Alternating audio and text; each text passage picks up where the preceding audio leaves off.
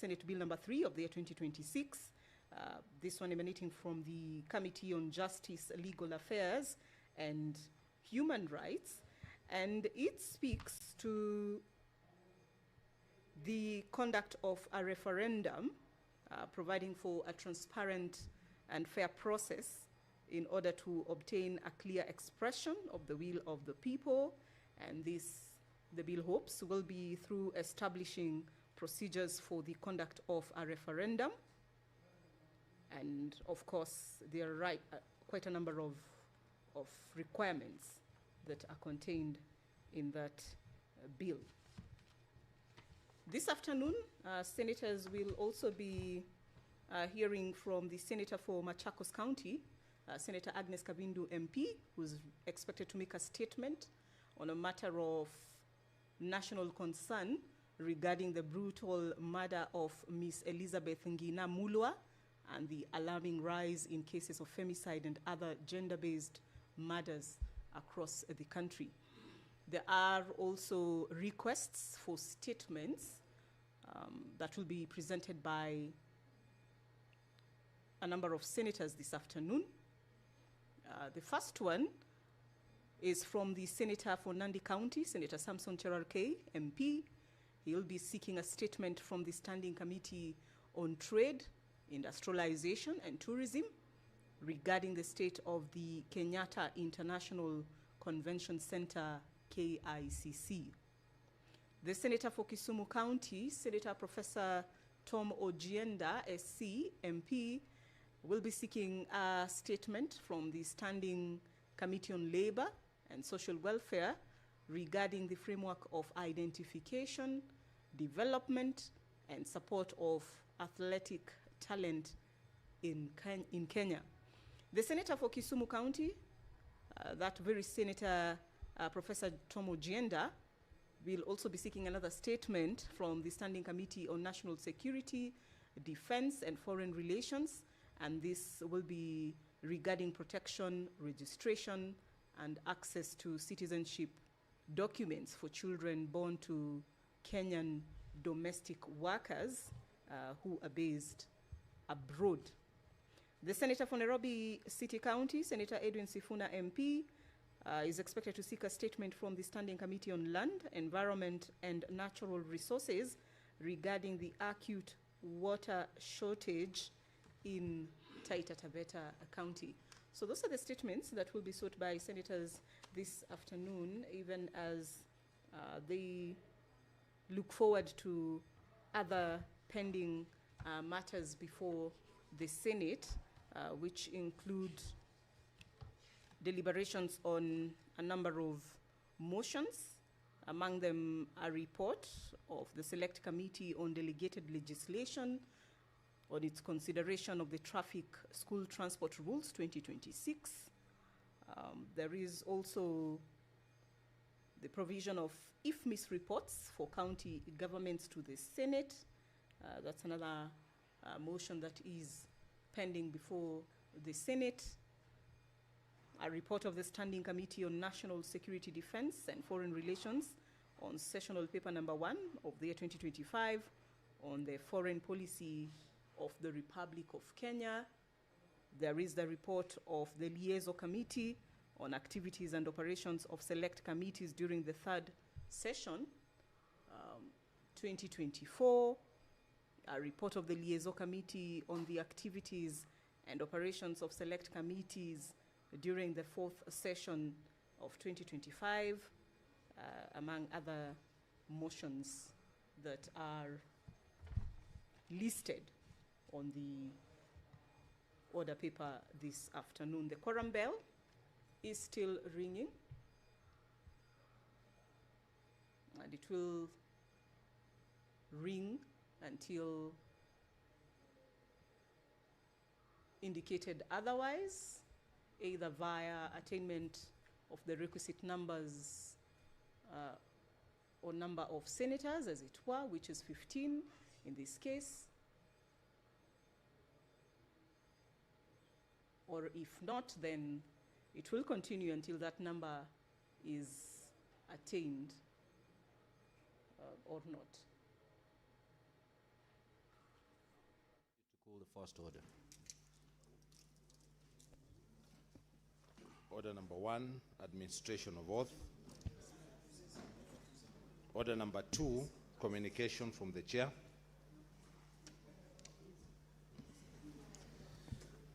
Honorable Senators, would like to acknowledge the presence of a visiting school,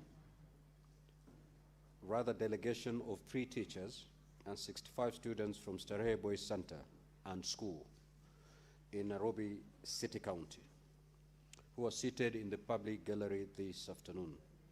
The delegation is visiting the Senate for an academic exposition. Honorable Senators, on behalf of the Senate and my own behalf, I extend a warm welcome to the delegation and wish them a fruitful visit. I will request the Senator for Nairobi City County to extend a word of welcome. Under 1 minute, Honorable Senator.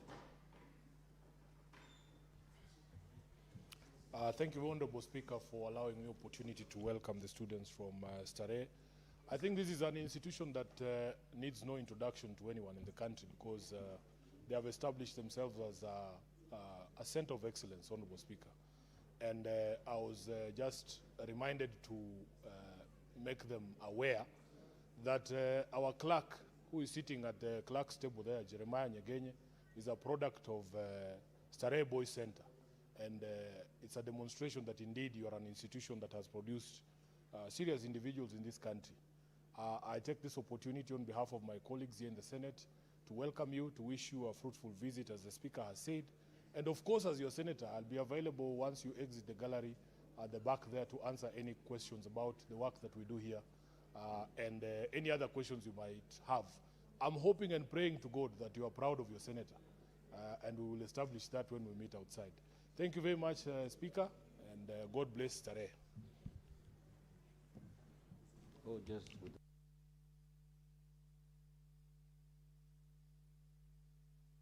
next order. Order number 3, messages. Order number 4, petitions. Order number 5, papers.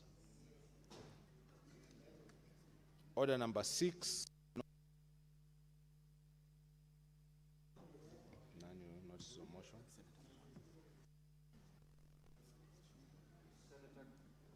Senator Catherine Muma. That notice will be deferred. Next order. Order number 7, questions and statements. Statements, request for statements pursuant to Standing Order 53-1. The Senator for Nandi County, the Honorable Chiranke.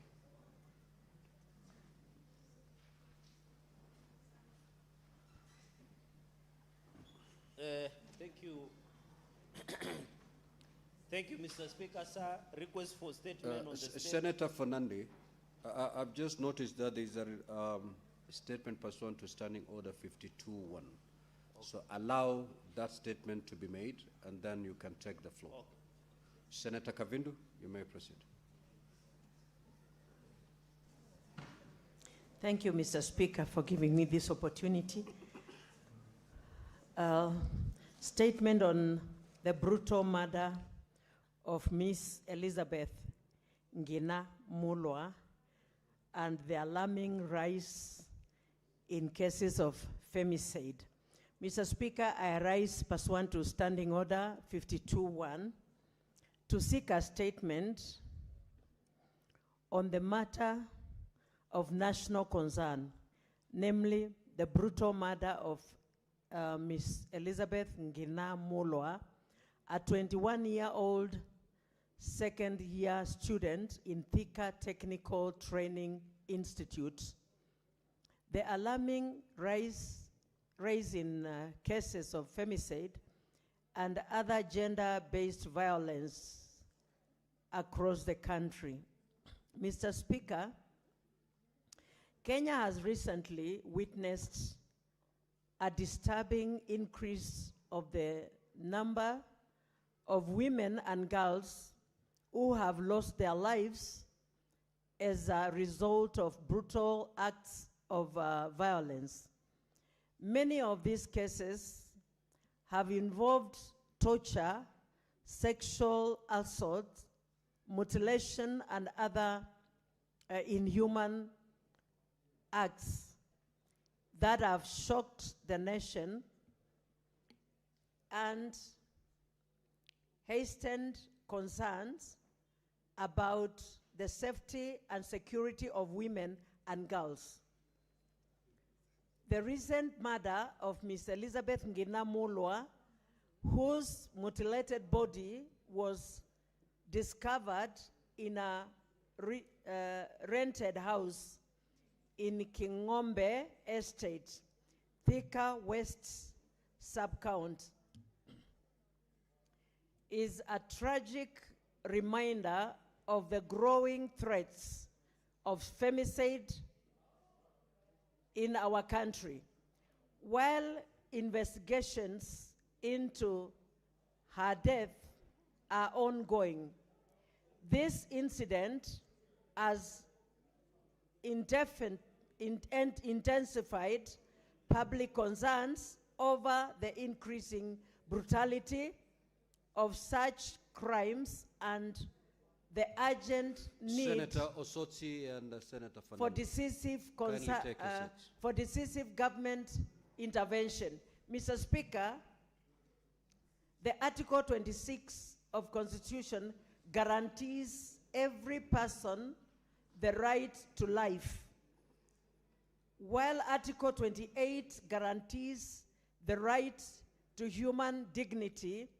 Further, Article 29 guarantees every person the right to freedom and security, including protection from all forms of violence. It is therefore deeply troubling that women and girls continue to lose their lives in such horrific circumstances, despite the Constitution guarantees. These recurring incidences underscores the urgent need for the stronger law enforcement, effective investigations, timely prosecutions, and enhanced measures to protect those at risk. Mr. Speaker, sir, femicide is not merely a criminal justice issue. It is a national crisis that demands urgent, coordinated, and sustained action. Government agencies must strengthen investigations and forensic capacities, ensure the swift prosecution of perpetrators, and intensify public awareness and prevention programs aimed at combating gender-based violence. Mr. Speaker, I strongly condemn these heinous acts of violence against women and girls. Such barbaric crimes have no place in a society founded on the rule of law, respect of human dignity, and the protection of the fundamental rights. Mr. Speaker, sir, I call upon the Inspector General of Police and Directorate of Criminal Investigations and all relevant government agencies to expedite investigations into the reported cases of femicide, including the murder of Miss Elizabeth Ngina Mulwa, to ensure that those responsible are brought to justice without delay. The implementation, implement effective measures to prevent further loss of lives. Thank you, Mr. Speaker. Senator Agnes Kavindu Mudhama, the Senator Machakos County. Senator Fernandi.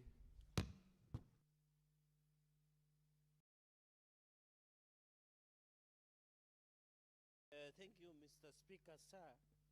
Request for a statement on the state of Kenyatta International Convention Center, KICC. Mr. Speaker, sir, I raise pursuant to Standing Order 53-1 to seek a statement from the Standing Committee on Trade, Industrialization and Tourism on a matter of national concern regarding the state of Kenyatta International Convention Center, KICC. Tenants and users of the Convention Center have raised concerns regarding the maintenance, sanitation, security, financial performance, and overall management of the center. Mr. Speaker, sir, in the statement, the committee should address the following. 1, the current state of maintenance at KICC, particular sanitation, lighting, fumigation, and pest control, and the measures being taken to restore the center to acceptable international standards. Mr. Speaker, sir, number 2, the circumstances surrounding the recent change of security service providers, including the procurement process followed and measures in place to prevent access by hawkers and other unauthorized persons. Number 3, Mr. Speaker, the annual revenue performance of KICC as of meetings, incentives, conferences, and exhibitions tourism center from the financial year 2021-2022 to date, indicating the revenue targets and actual revenue realized in each year and explaining any significant variance. Mr. Speaker, sir, number 4, the status of implementation of the recommendation of the Auditor General OAG relating to governance, financial management, and asset management of Kenyatta International Convention Center, KICC. And finally, Mr. Speaker, sir, the refurbishment and modernization programs planned for the center, that is KICC, indicating the respective budgetary allocation and implementation timelines. I thank you, Mr. Speaker, sir. Senator for Nairobi City County.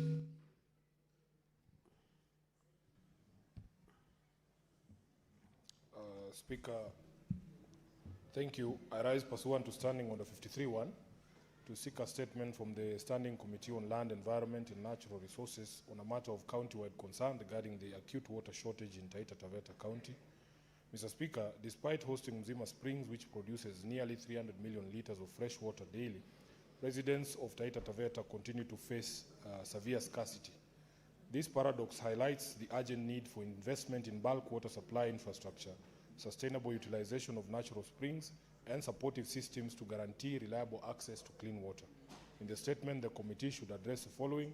Number 1, plans to improve water supply and distribution networks in Taita Taveta County, including specific projects, timelines, and anticipated impact on access to clean water. 2, strategies for sustainable utilization of Mzima Springs and other sources to meet county needs and, where feasible, support neighboring regions. Finally, Honorable Speaker, funding provisions for water infrastructure and electrification of pumping systems to ensure effective distribution. I thank you, Speaker. Senator for Kisumu County, the Honorable Professor Tom Ajanda.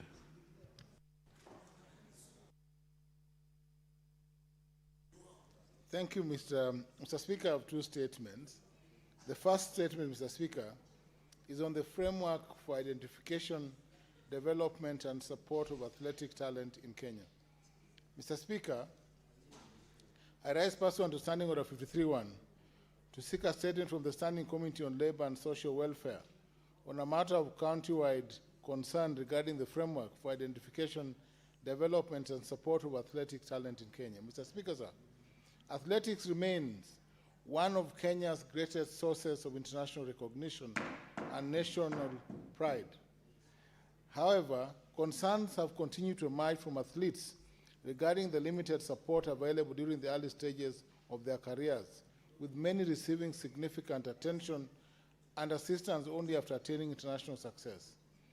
Given that athletics is one of Kenya's most successful exports and a major contributor to the country's global identity, Mr. Speaker, there's a need for clarity on the systems in place to identify, nurture, and support athletic talent before athletes reach elite level competition.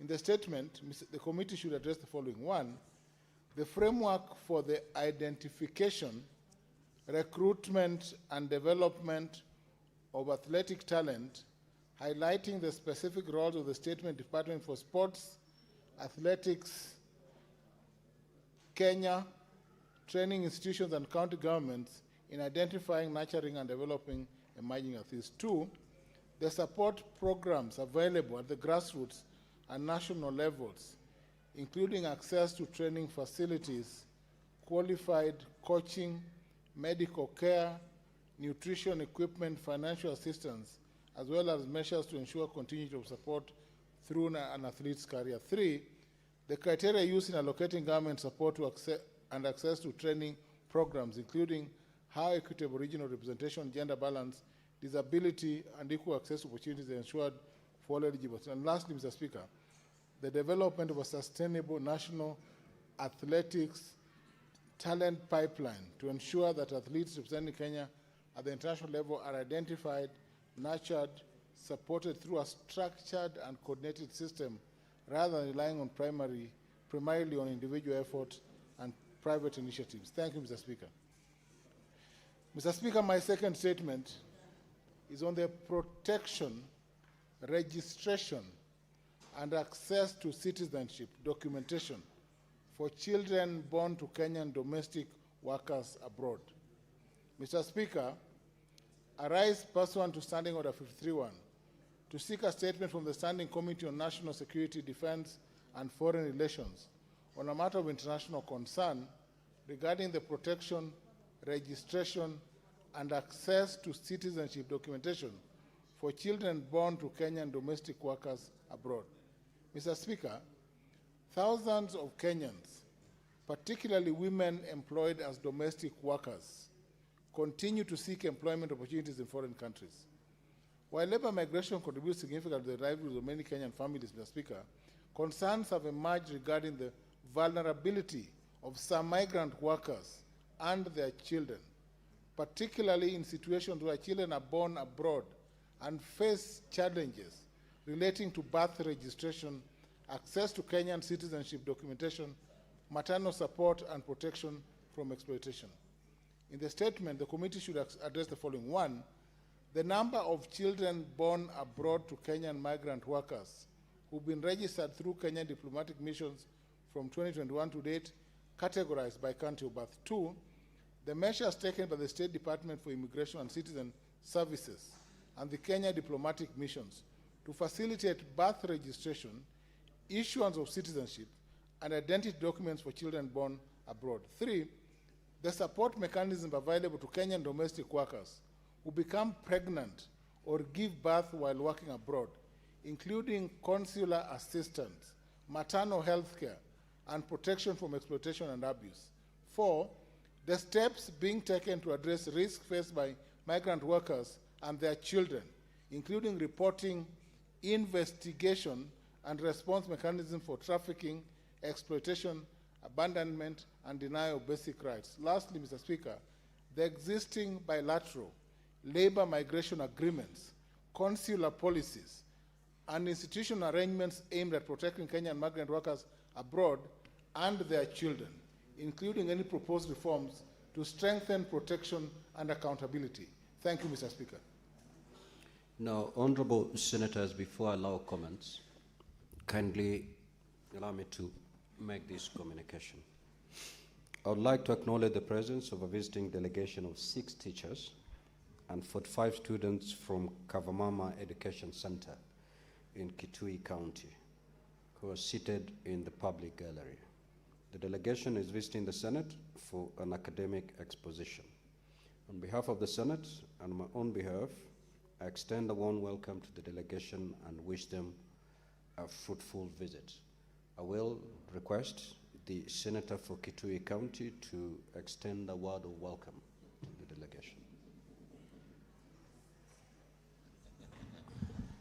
I thank you, Mr. Speaker, for this opportunity to join you and my colleagues in welcoming the delegation of teachers and students from Kavamama Academy. The Speaker, it is pronounced Kavamama and loosely translated to mother is better. We are happy that the students are here. They come from Mwingi North constituency of Ngomeni Ward. And Mr. Speaker, it's a hardship area. And I want to thank them for braving the hardships and the challenges of life to go through the system. It's one of the schools that is doing pretty well in that region. The school, Mr. Speaker, the Senate may want to take note that that school is very, very closely associated with the nominated Senator Beth Siengo. It's a very good way of giving back to society and just giving an opportunity to young people to also access education and aspire to be better people in life. Mr. Speaker, with those remarks, I join you and my colleagues to say to the delegation from Kavamama, Karibuni Sana. I thank you, Mr. Speaker. Thank you. Now, honorable senators, I will allow comments for not more than 15 minutes. If you get an opportunity to speak to these statements, kindly do so for not more than 3 minutes. Senator Manzo.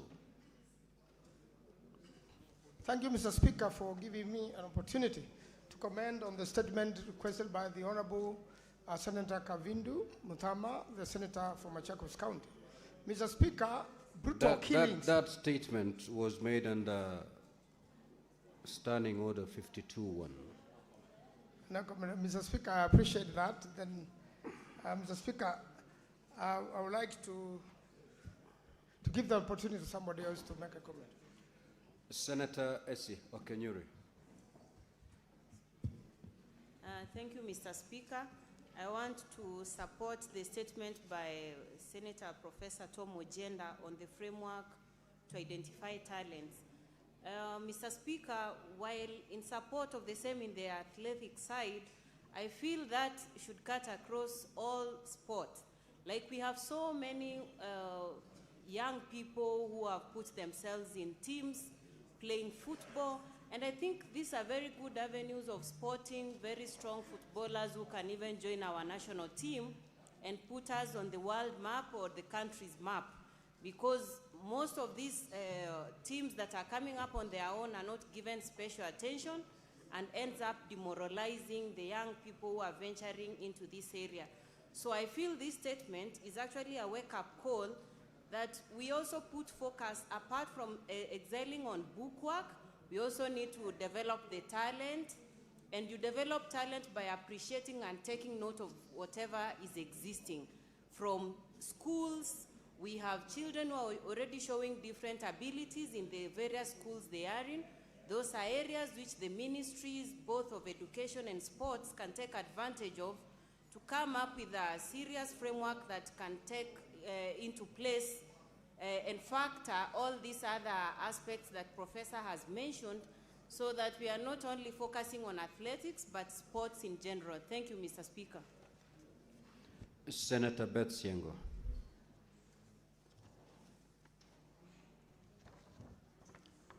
Thank you, Mr. Speaker, sir. Actually, I intended to contribute also to the statement by Senator Kavindu. However, Mr. Speaker, sir, I stand to support the statement by Professor Ojenda on the statement on, about national security and defense. The registration and citizenship documentation for children born in Kenyan domestic workers abroad. Mr. Speaker, sir, women suffer a lot, those who are serving abroad, and when they give birth to children, some of them are not given citizenship in the countries where they are born. Others, when they are born, they are forced to be brought back to the country, and then they are brought up by relatives or grandparents, and they lack that attachment with their parents, just simply because their parents are working abroad. Mr. Speaker, it is very important to regularize and make sure that children born abroad by those who are working there are given documentation and they become citizens there, depending on the policies of that particular country.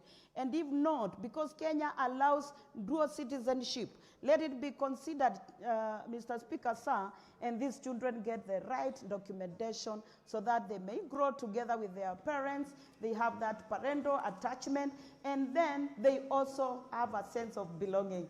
Thank you, Mr. Speaker, I support. Senator Chuter.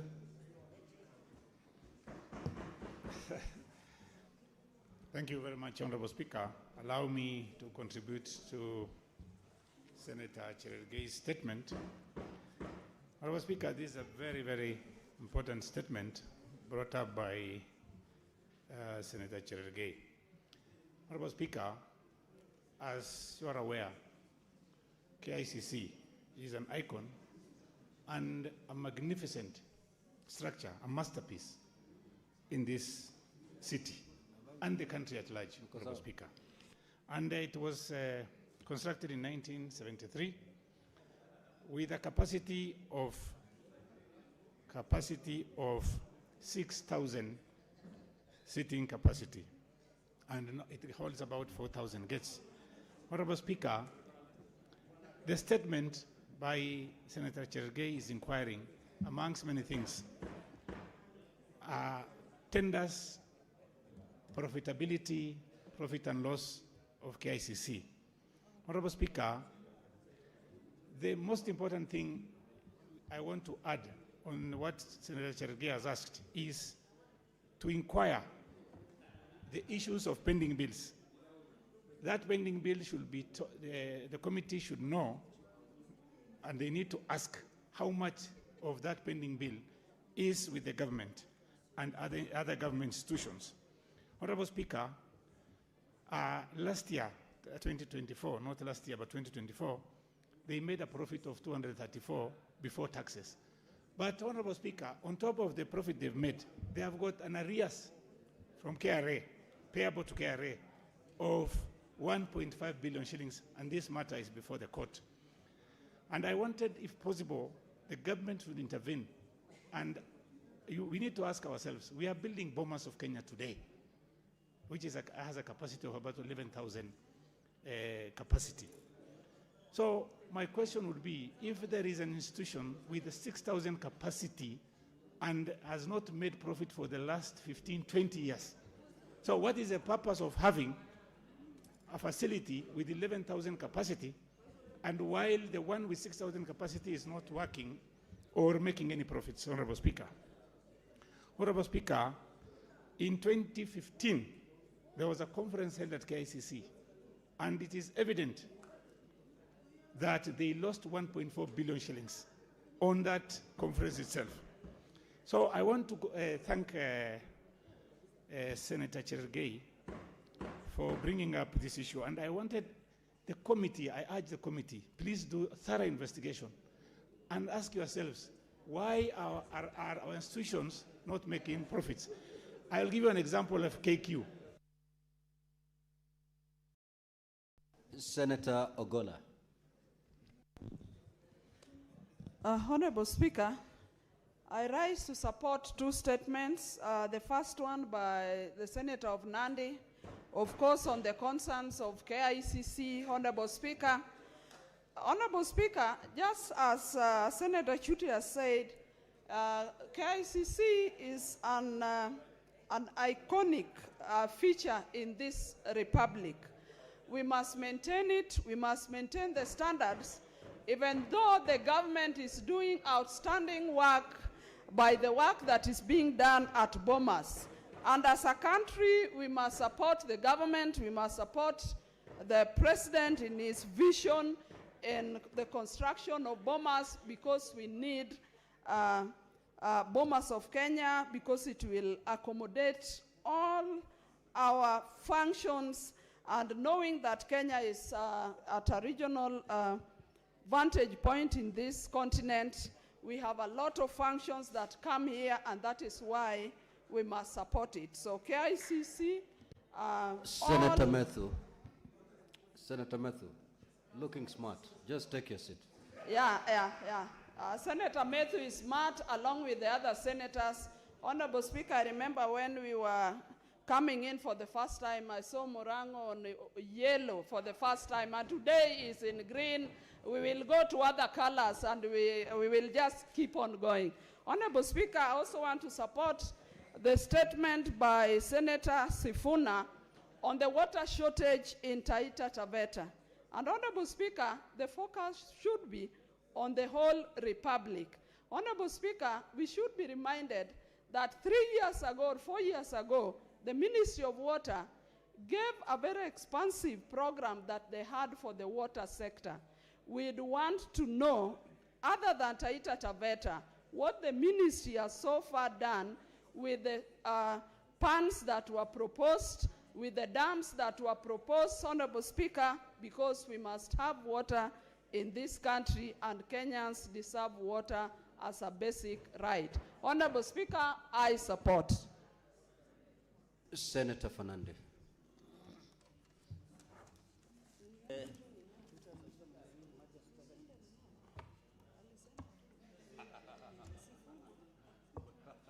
Speaker, thank you. Let me make the following.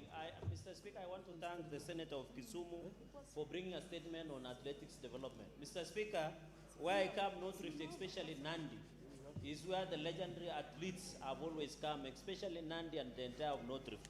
I know in other areas, Mr. Speaker, there are many athletes, but I want to say, even, Mr. Speaker, to send my congratulations in terms of athletics development to the newly champions of Commonwealth Glasgow Games.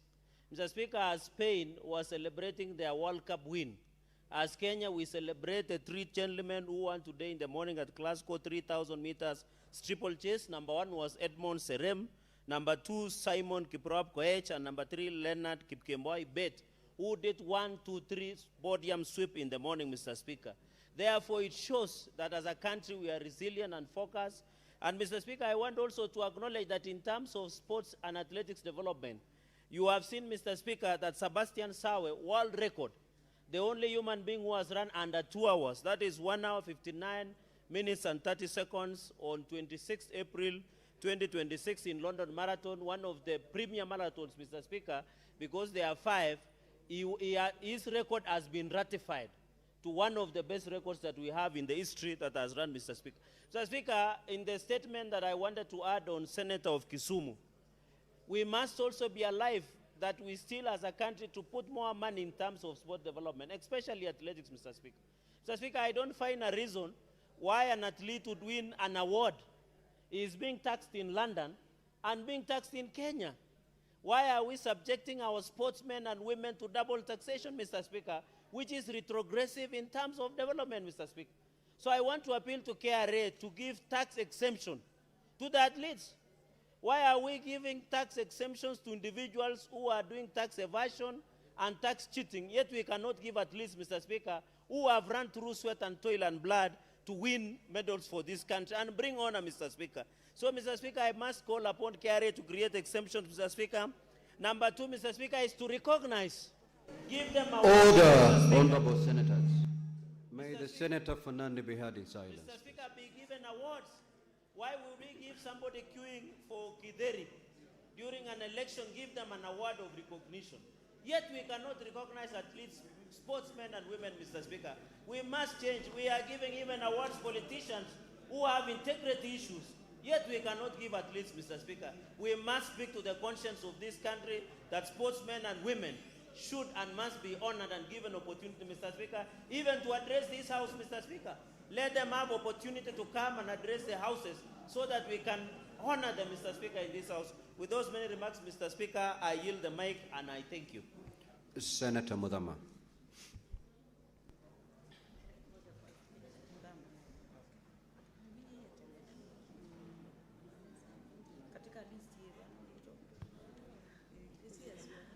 Asante sana Mheshimiwa Spika, ningependa kuchangia hii statement ya Cheregai ya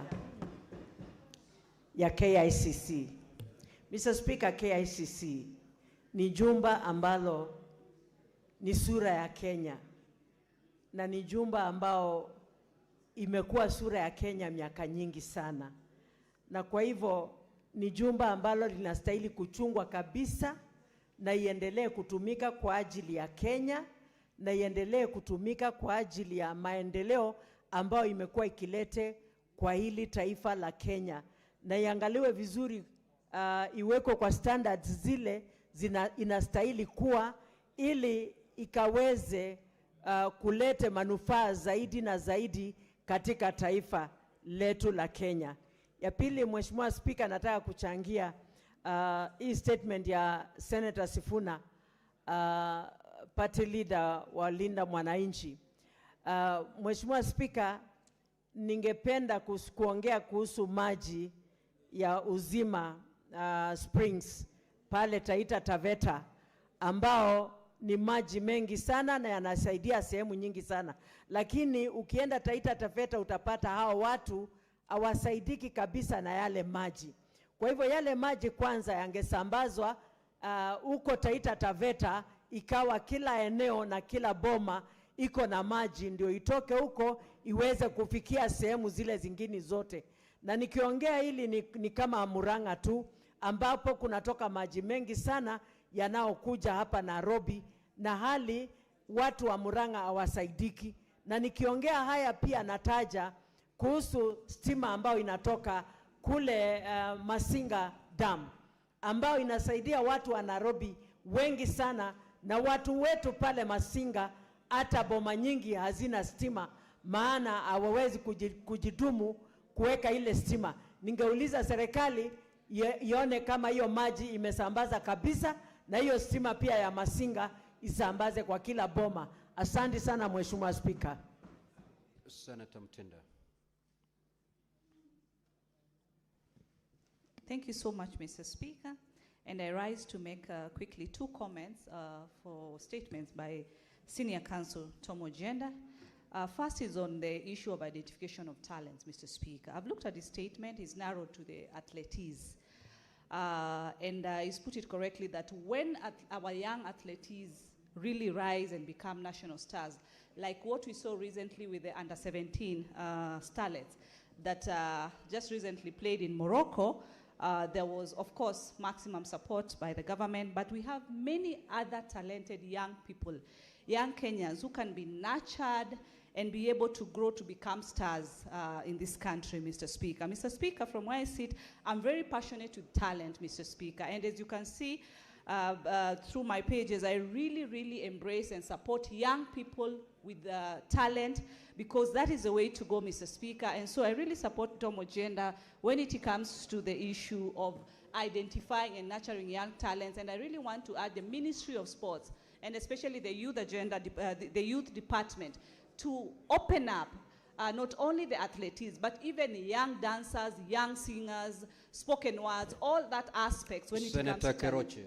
and Senator Tom Ojenda, you may consult, yes, but keep it on a lawton. You may proceed, Senator. Thank you so much, Mr. Speaker.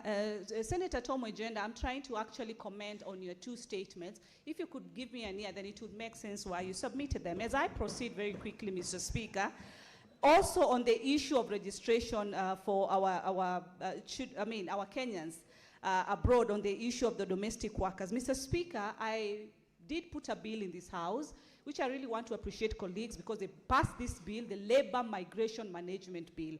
It is currently in the National Assembly. I want to request the majority leader to ensure he speaks to his counterpart on the other side and pushes this bill for labor migration management. That bill is going to sort all the issues that Senator Ojienda has proposed in this statement. The way to go, the solution is the labor migration management bill. I have so many mothers, including Mama Bilal, who has come to me crying because his son was left in Saudi Arabia, Mr. Speaker, and it is sad. And so I want to urge our majority leader, Senator Aaron Cheruiyot, talk to your counterpart, Senator Ichung'wah, on the other side, so that this bill comes to conclusion, this bill gets assented. It is what is going to solve the issues that has been raised by Senator Tom Ojienda. With those many few, Honorable Speaker, I support. Senator Sifuna. Speaker, I'm one of the tenants at KICC, and I want to thank the Senator for Nandi for coming to our rescue, Honorable Speaker, by bringing the concerns around KICC to the floor of the House. Speaker, I think there is a problem somewhere. The management has really let that building go. There's hardly a week where you go there and the lift has not stopped working. If you come to the floor on which my building is, all the light bulbs, Honorable Speaker, for some reason, are broken and have not been replaced for quite some time. And we are hoping that the management can remember that this is a very, very premier destination in terms of tourism and conferencing, Honorable Speaker. I doubt that there is a building in this country that is more famous than the KICC. The surprising thing is, and I've raised this with the management, I'm sure they know, at least once a week, I see them replacing those water fountains. I thought that project for the water fountains was something that was supposed to be done once. I don't want them to behave like State House, where they are changing the roof every so often, Honorable Speaker. I want us to be able to find a lasting solution because it's a big attraction, Honorable Speaker. If you go there right now, all the school children are there, and they really enjoy those water fountains. We want to find what the problem really is, Honorable Speaker, because this is an institution or a venue that we are very proud of as the people of Nairobi and the people of the country. The most annoying thing for me, Honorable Speaker, is that, there is a picture of somebody smiling on that VIP lift. And because we only have one VIP lift, we all have to wait almost 5 minutes for the lift to go up and down. And we have to stare at that face laughing at us, Honorable Speaker. So we are hoping that they will move with speed to make sure that the problems that have been identified by Senator Cherargei, including the lifts and the lighting in the building, the water and so on and so forth, are resolved quickly for us to be able to continue to enjoy this facility. I thank you, Honorable Speaker. Senator Korir.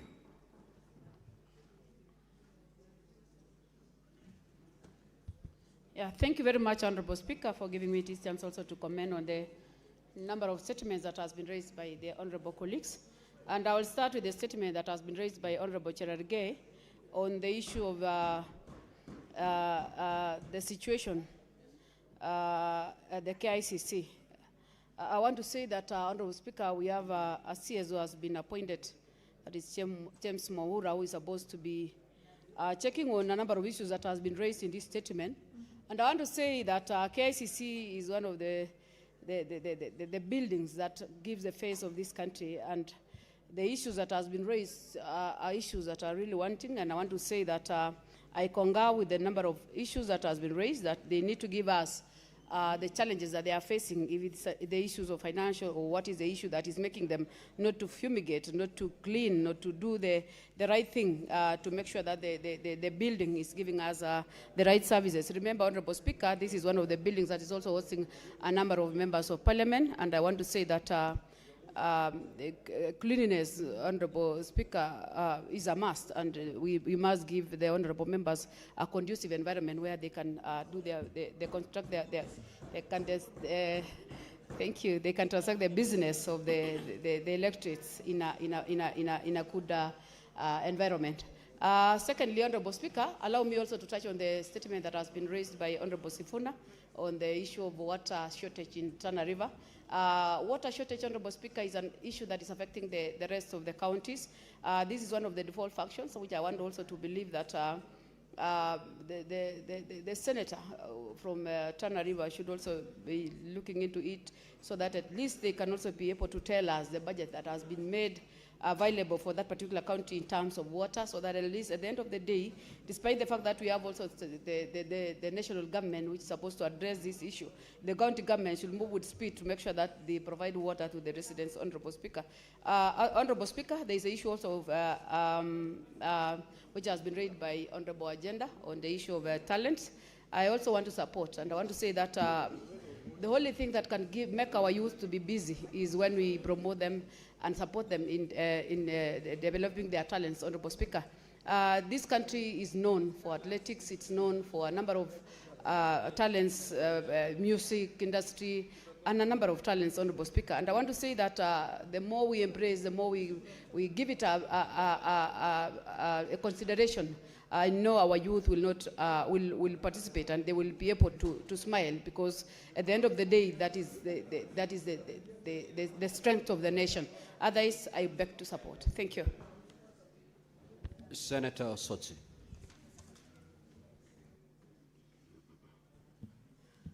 Thank you, Mr. Speaker, for the chance to also make a comment on the statements, particularly the statement by the Senate of Nairobi on the issue of shortage of water in Taita Taveta. Mr. Speaker, we visited Taita Taveta a few days ago, and this issue came up prominently. The lack of water in all the places in Taita Taveta, and I know that a lot needs to be done in terms of the water service provider, who in this case is Tavevo, and also the relationship between Tavevo and Coast Water. Mr. Speaker, I think one of the things that this House must deal with is to ask ourselves why we still have to maintain the so-called regional water bodies. We have, like in that region, we have Coast Water. What is their role? Given that water is a devolved function, I think some of the functions that are being done by Coast Water should ideally be done by the water service providers, because the existence of regional water bodies is in itself illegal and unconstitutional, because that relationship has raised a lot of concerns, even with the Auditor General, in terms of the services they provide to the WSPs in form of bulk water supply. So I hope the committee will look into that matter deeply and look at all the laws and the regulations around that.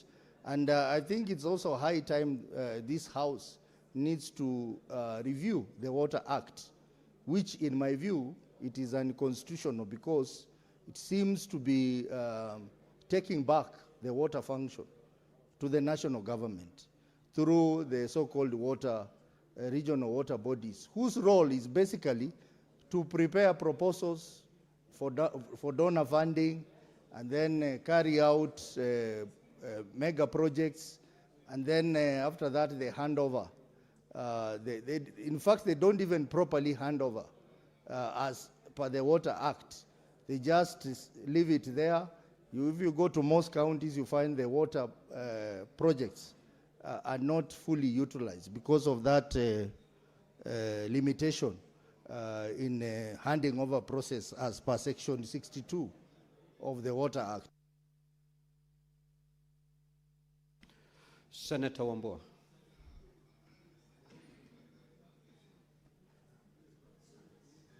I thank you, the Speaker. The Speaker, I want to comment on two statements.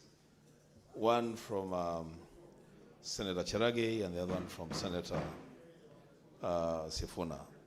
On the statement concerning the KICC, Mr. Speaker, it needs to be noted by all Kenyans that, in fact, the KICC is one of the greatest symbols of our nation. It appears on our currency. What did you want? And Mr. Speaker, this is not a building that should be left to neglect the way it has been left. The Speaker, what Cherargei did not know, Senator, is that actually the designer of that building, one David Mutiso, the first Kenyan African registered architect in 1967, intended that the KICC was supposed to be actually housing the Parliament of the Republic of Kenya. And for him to have thought about that, then this is an iconic building, Mr. Speaker. The truth be told, this building needs to be taken better care of. It needs to be maintained better when people go there. And actually it is one of the highest or the most photographed buildings in Kenya.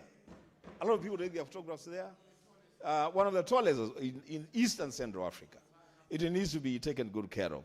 On the matter of the statement by Senator Sifuna on Mzima Springs, the Speaker, today we had the opportunity to interrogate the governor of Murang'a. And this conversation about bulk water and water in counties, Mr. Speaker, we need to have a deeper conversation about this. Because, Mr. Speaker, there are people that are the custodians of the source of Mzima Springs. But they are suffering a lot more than the people who are taking water from the springs. It's the same conversation in Murang'a, Mr. Speaker. The northern collector tunnel, which is collecting water and pouring into the Kaini for onward transmission to Nairobi, the people of Murang'a are not benefiting from that resource. Mr. Speaker, it is important that even as we challenge county governments to expand their revenue basis, their own source revenue, then we also make sure that they benefit financially from resources in their own jurisdiction. Mr. Speaker, those remarks I support. Senator Kajwang. Mr. Speaker, I also wish to comment on the statement request by Senator Cherargei. Mr. Speaker, 1 week ago, there was some conversation that many people missed. Professor Anyang' Nyong'o and a team of thinkers were talking about a new national vision for Kenya. As you all know, Vision 2030 is at its sunset, and the verdict is out there whether we've been able to achieve even half of the targets that we had set in Vision 2030. Part of the target, Mr. Speaker, was to have Isiolo as a resort city. And we were thinking that being in the center of Kenya, we would build something similar to what the Egyptians did with Sharm el-Sheikh.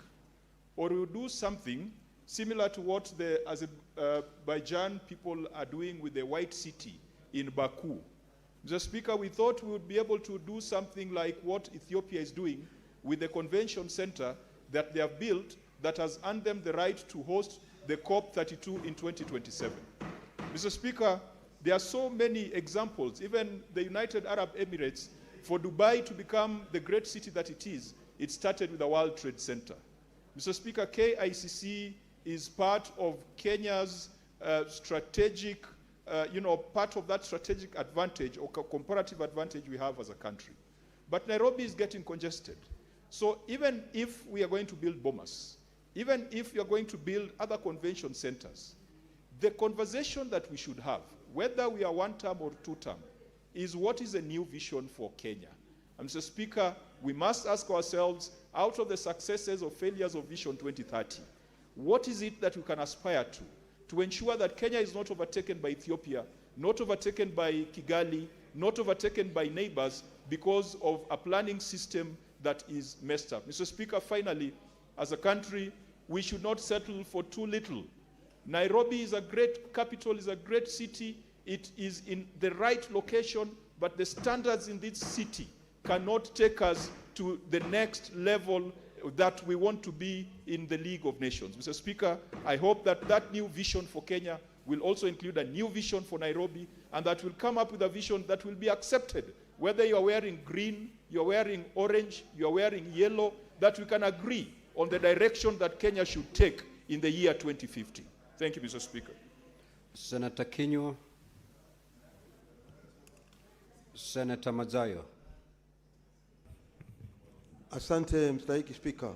Mstahiki Spika, kwanza nataka kuanza na taarifa ya Profesa Ojenda, Senator Ojenda wa Kisumu, alafu nimalizie na hii ingine ambayo ni ya Senator Edwin Sifuna.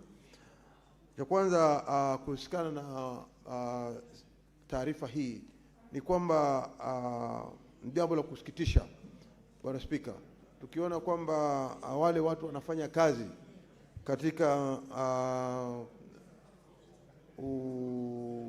katika nchi zingine nje ya Kenya. Bwana Spika, ni watu wanapatana na masumbwi makubwa sana, hususan tukiangalia kama hawa dada zetu ama hata hawa ndugu zetu, either uende upate mtoto ukiwa mwanamume ama upate mtoto ukiwa mwanamke ukiwa nje. Bwana Spika, kumekuwa na shida sana, kwa sababu huyu mtoto kitu cha kwanza kujitambulisha kwa nchi zingine kwamba yeye ni mtu wa kutoka wapi. Ikiwa amezaliwa upande wa Saudi Arabia, yeye ni Mwafrika na hawezi kujiita yeye kwamba ni mtu wa Saudi Arabia, kwa sababu hakuna nafasi kama hizo ama sheria kama hizo katika ofisi zetu za ubalozi.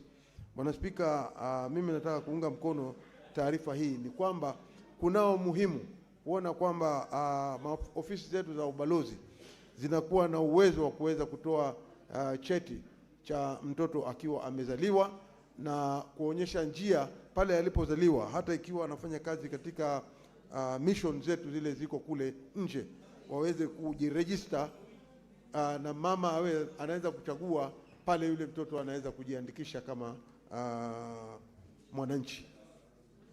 Ya pili, Bwana Spika, nataka kugusia hii ambayo imeletwa na Edwin Sifuna kuhusikana na hali ya maji, ukame wa maji ambao uko katika Taita Taveta. Lakini sasa kule ikiwa kuna mto ule wa Mzizima Spring, tunaona ya kwamba Mzizima Spring kwa miaka mingi imekuwa ikisaidia sana, hususan upande wa pwani. Lakini hivi karibuni tumeona ya kwamba kunakuwa na shida kwamba ule Mzizima Spring haitoshi, haiwezi kuwa peke yake. Hii pia vile vile tuko na upande wa Kilifi, kuna mahali kuna Marereni, kuna jicho la maji ambapo watu wanatakana kupata hayo maji, lakini hayo maji ni kidogo, hayatoshi. Bwana Spika, kunatakana kuwe na njia muafaka kuona ya kwamba makao kama haya ama makazi ya pwani kuanzia Mzizima Spring kuja mpaka Marereni, maji yawe yanaweza kusaidia wananchi kikamilifu kuona ya kwamba ukame huo umemalizika. Kunatakana kuwe na njia muafaka ambayo serikali inaweza kufanya. Senator Mwaruma. Asante Mstahiki Spika kwa hii nafasi umenipa ili kuchangia taarifa iliyoletwa na Senator wa Nairobi, Senator Sifuna, kuhusu uhaba wa maji Taita Taveta.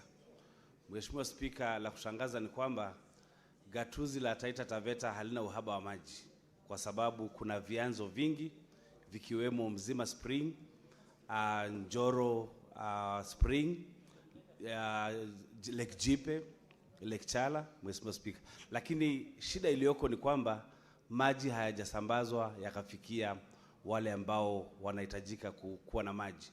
Kwa hivyo Mheshimiwa Spika, tungeomba ya kwamba swala la uhaba wa maji ama usambazaji wa maji litiliwe mkazo kabisa. Mheshimiwa Spika, wiki iliyopita tulikuwa na waziri wa maji Mheshimiwa Mhandisi Mugaa katika kamati ya mashamba inayoongozwa na Mwenye Haji Muhammad Faki, na akatupatia imani kidogo ama matumaini kidogo, kwa sababu alisema tukimaliza ile ama serikali ikimaliza Mwache Dam, ile bao la Mwache litasambaza maji Mombasa na Kwale na kupatia fursa ile cubic mita 40,000 inayotoka Mzima Spring kutumika Taita Taveta, Mheshimiwa Spika, zaidi, kwa sababu ile Mwache Dam itapatia Mombasa na Kwale maji. Mheshimiwa Spika, bawa Mzima 1 inatumika saizi Taita Taveta, Kwale na Kaloleni kule Kilifi na Mombasa, lakini yale maji yamekuwa machache kwa sababu lile bomba la Mzima limepasuka na limezeeka. Kwa hivyo yale maji mengi yanapotea kwa sababu lile bomba la maji limepasuka ama limekuwa mzee. Mheshimiwa Spika, swala lingine ambalo linaleta uhaba wa maji Taita Taveta ni kwamba lile bomba la Mzima 1 likipasuka, basi wale Coast Water wanachukua muda sana kulirekebisha. Kwa hivyo Mheshimiwa Spika, tunasema ya kwamba ni lazima Coast Water Services Board itilie maanani kurekebisha bomba la maji la Mzima linapopasuka. Mheshimiwa Spika, pia kuna deni kubwa sana ambalo Coast Water Services Board wanadai Tavevo, Mheshimiwa Spika. Na ni kwa sababu ile kupotea maji yanapotea mengi sana. Kwa ile kimombo tunaita non-revenue water. Mheshimiwa Spika, maji yanapotea kwa sababu ya wizi wa maji na kupasuka kwa bomba, Mheshimiwa Spika. Kwa hivyo ningependa kusema ya kwamba lazima Tavevo waangalie ili bomba linapopasuka walirekebishe kwa muda unaofaa. Senator Thangwa. Thank you very much, Mr. Speaker. And as I comment on the statement, I've just witnessed the swearing in or taking of oath of the newest member of parliament. And we were at the National Assembly, and comparing how things are run there, I can say you are very sober, Speaker. Very, very. Mr. Speaker, I wish to support the statement, I think by Senator Ojenda, about the registration and access to citizenship documentation for children. Mr. Speaker, last year, I visited Saudi Arabia. And in the streets of Saudi Arabia, I found some Kenyan women with their children in the streets of Saudi Arabia, homeless, without anywhere to go. They cannot leave the country because they have no documentation or document for their children, and they cannot leave their children. So they choose to remain in the streets because nobody can employ them. And again, the embassy there was not helping then, Mr. Speaker. I wish the Kenyan embassies all over the country, all over the world, should have a dedicated desk for migrant workers, and especially women who get children out of wedlock. Because, Mr. Speaker, some of them get raped there, some of them get children and then their fathers disappear, and they have nowhere to go. And Mr. Speaker, I followed one particular case of one woman called Mama Dalia, and I'm happy to announce that we were able to bring her back home with her children. But the process of getting that certificate, Mr. Speaker, we had to wait for an officer from Kenya to go to Saudi Arabia, take the DNA, then come back to Kenya and give the results, Mr. Speaker. I think embassies should do something about that, and they have agreement with governments and hospitals there, so that those DNAs can be done in those countries without wasting people's time, and so that we can save these mothers, Mr. Speaker. So I think this is something that requires a lot of time and investment to help our mothers and to help the children who are mostly in the streets or probably are being trafficked elsewhere, because Kenya cannot assist them, Mr. Speaker. I support the statement. Senator Okech.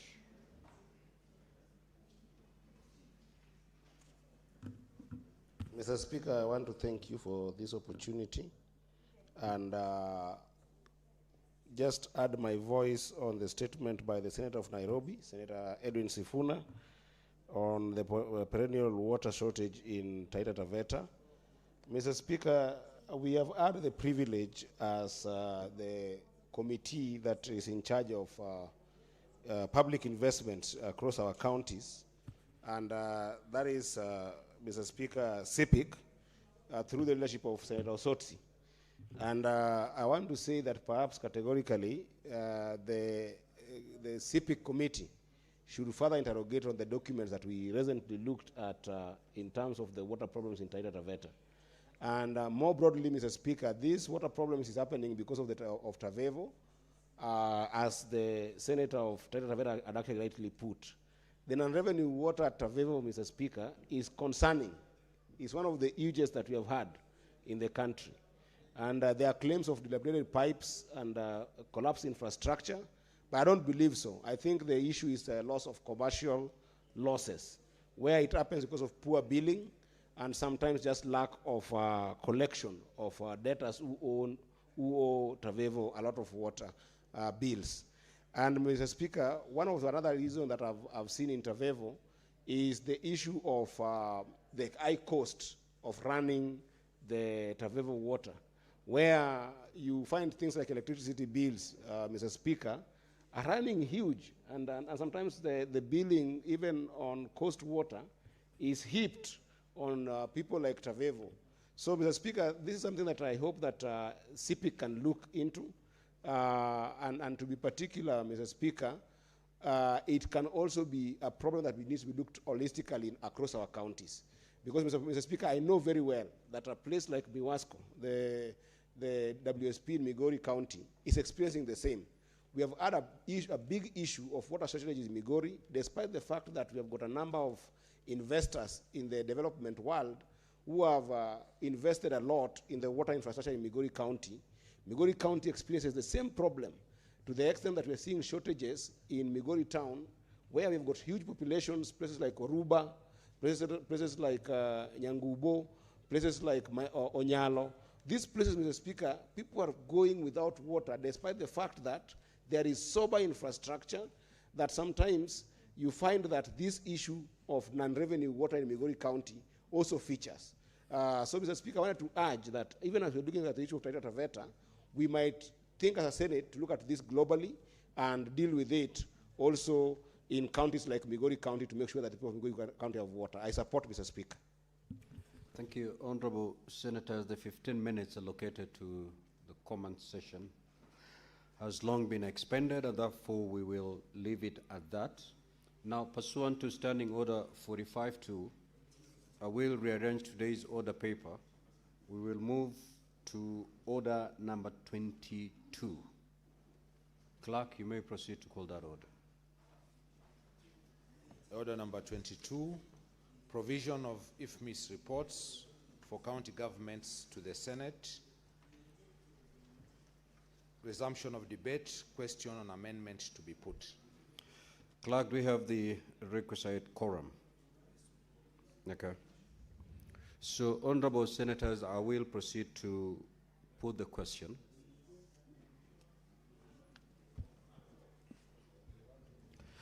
That the motion be amended in the 5th paragraph by inserting the word environment after the words unaccounted for,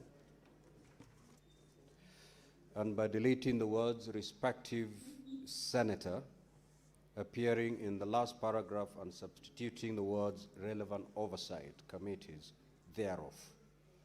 Will as many as of that opinion say aye? Will as many as of the contrary opinion say nay? Nay. So the nays have it. So now, yes.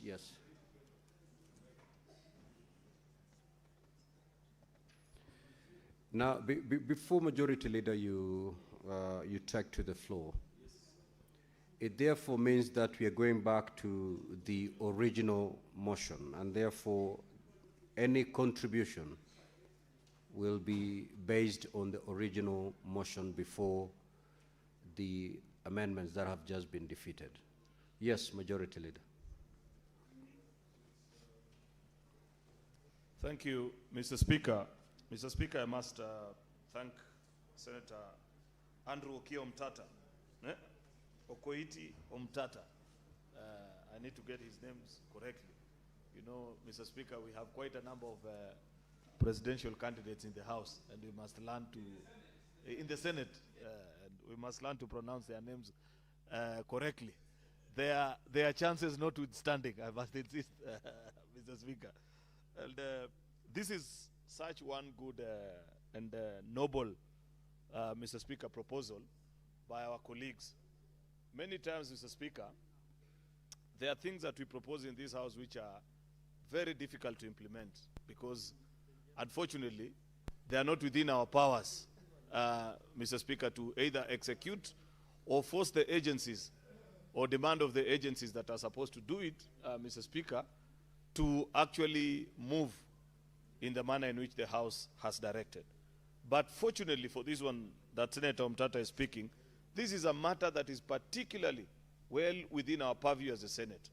This is the House that interacts with the financial reports, Mr. Speaker, from both the Auditor General and reports also of the Controller of Budget, Mr. Speaker, up to and including reports from the Treasury, where the final and eventual accounts, Mr. Speaker, of what has been settled by the county governments can easily be availed to the House.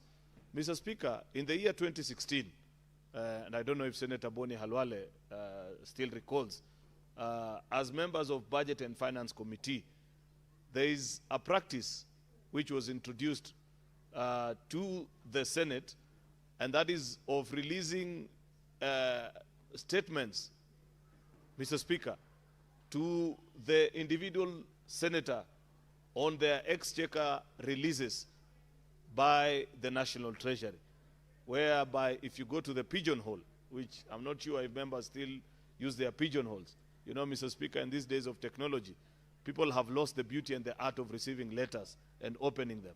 Everybody believes in reducing it to a WhatsApp message. But back in those days, you'd go to the pigeonhole there when you used to be in the Senate lounge just adjacent to this house, Mr. Speaker, and you'd pick the statement from the National Treasury or from the Controller of Budget of how funds have been disbursed to you. That culture has long since been lost. And second, and most importantly, which is why this motion, Mr. Speaker, is a tremendous improvement from that particular culture, is that this one is not just asking for the exchequer releases, but actually the IFMIS, Mr. Speaker, disbursements, and IFMIS report that details who has been paid, how much, what service was it for, so that as an area county senator, Mr. Speaker, you have the opportunity to look at it and say, Busia, in the month of June 2026, these are the funds that went to Busia. This is what it was meant for. This amount paid for salaries. This amount paid for contractors. And you have a rough idea of what those contractors did, Mr. Speaker. Mr. Speaker, earlier today, you will recall, members, we had a very interesting report that is coming up to be presented to the House in the next few days by the Parliamentary Budget Office on an assessment of performance of county governments on account of a few fiscal parameters. And they have done a tremendous job. Members of the Senate Business Committee were today taken through that particular report, and next week, Mr. Speaker, as per the guidance of the SPC, the entire House will actually be furnished with a report for the performance of your county governments for the last 2 financial years that have been concluded, 23-24 and 24-25. We have just concluded financial year 25-26. They will furnish us with the same, where you can see how your governor, for example, has handled the issue of pending bills, whether it is declining or increasing.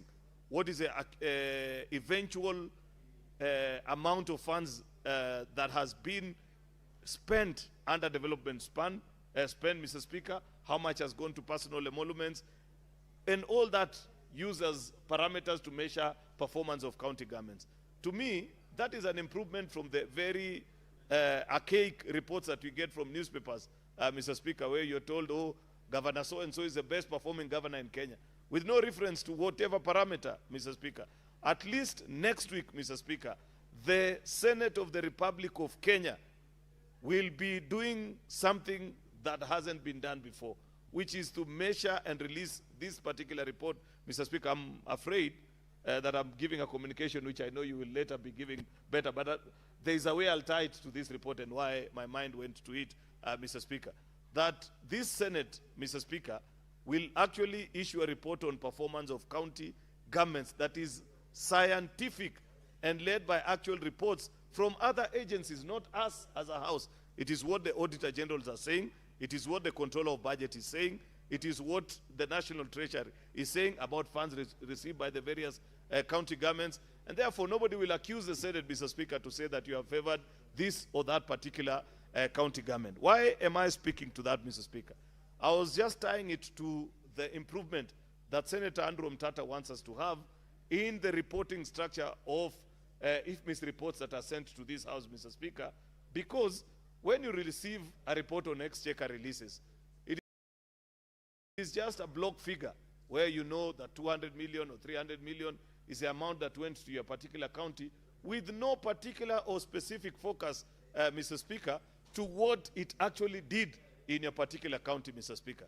At least as an area senator that is diligent, Mr. Speaker, you will be keen enough to know that if you see a particular contractor being paid through your own networks, because, and we have, Mr. Speaker, this particular current session of the House, we have resourced our members by at least ensuring, on account of the County Oversight Fund, Mr. Speaker, that they have representative and a staff emolument, Mr. Speaker, that allows senators to have a good establishment that can keep track of county projects across the counties. And if you see a particular contractor, for example, has been paid, and you know this particular contractor was building a certain hospital, as a present senator, Mr. Speaker, through either you directly or through your officers, you are able to tell whether that contractor is on site or they longed about on site and they are now just pilfering public funds, Mr. Speaker.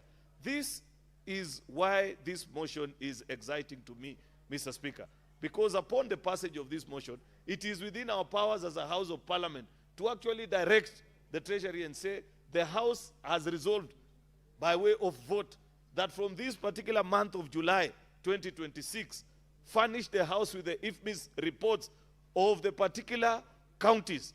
And why I'm equally even further excited is that, to be honest, I didn't have an opportunity to listen to our colleague, Senator Wakwabubi, on why she wanted this report sent to individual, to committees of the House.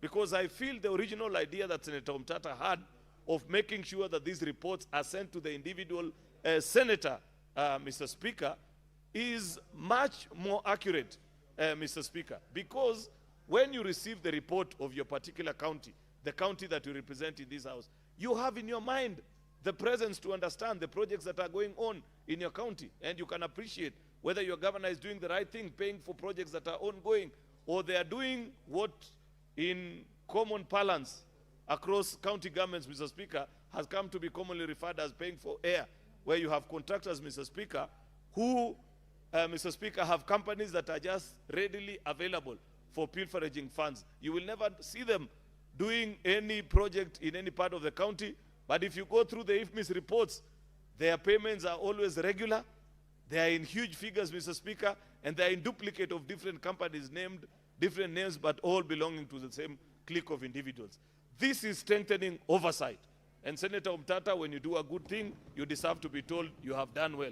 This is one such moment, Mr. Speaker, where I want to urge each and every one of us colleagues that are in the House to take time, speak to this motion, add your voice to it, let us find time and resolve it, so that even before the new financial year begins in 2026, Mr. Speaker, because what normally happens, Mr. Speaker, I want to believe that is still the practice, because I remember from back in the day as a freshman in this House, Mr. Speaker, I once asked the clerk of the House, who fortunately still continues to serve, and very ably so, and by coincidence happens to come from the same county with the owner of this motion, what happens with the resolutions of the House? And the clerk informed me that we bound them and send them to the respective implementing agencies as the decisions of the House, together with the point items of that which they need to do.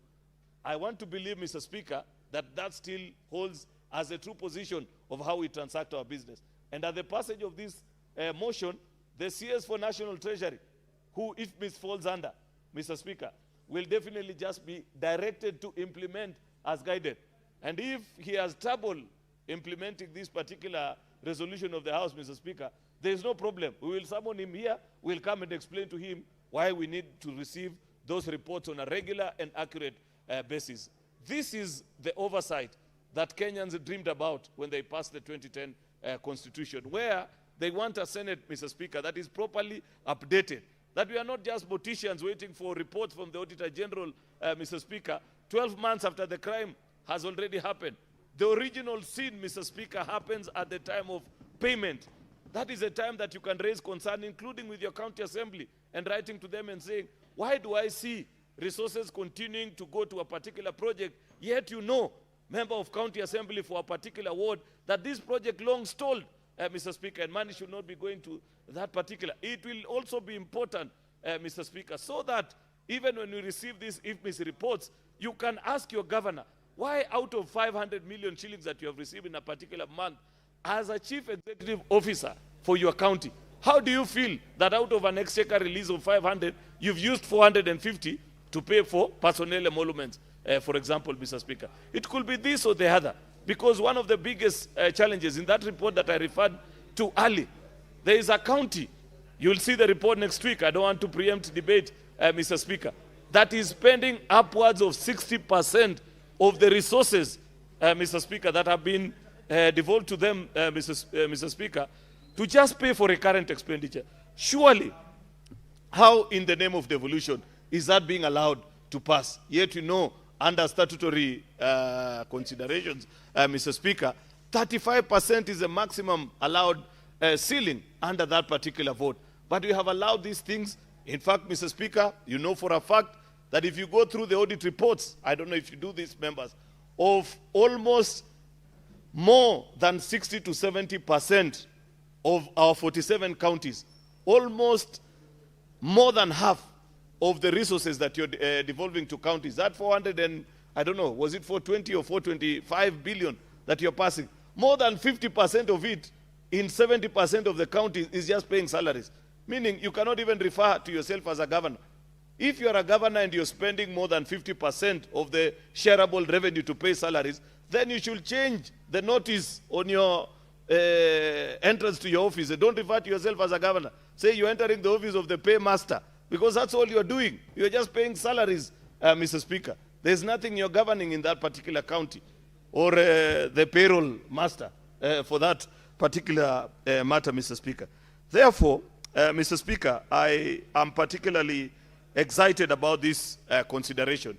And Mr. Speaker, there is somebody seeking to inform me.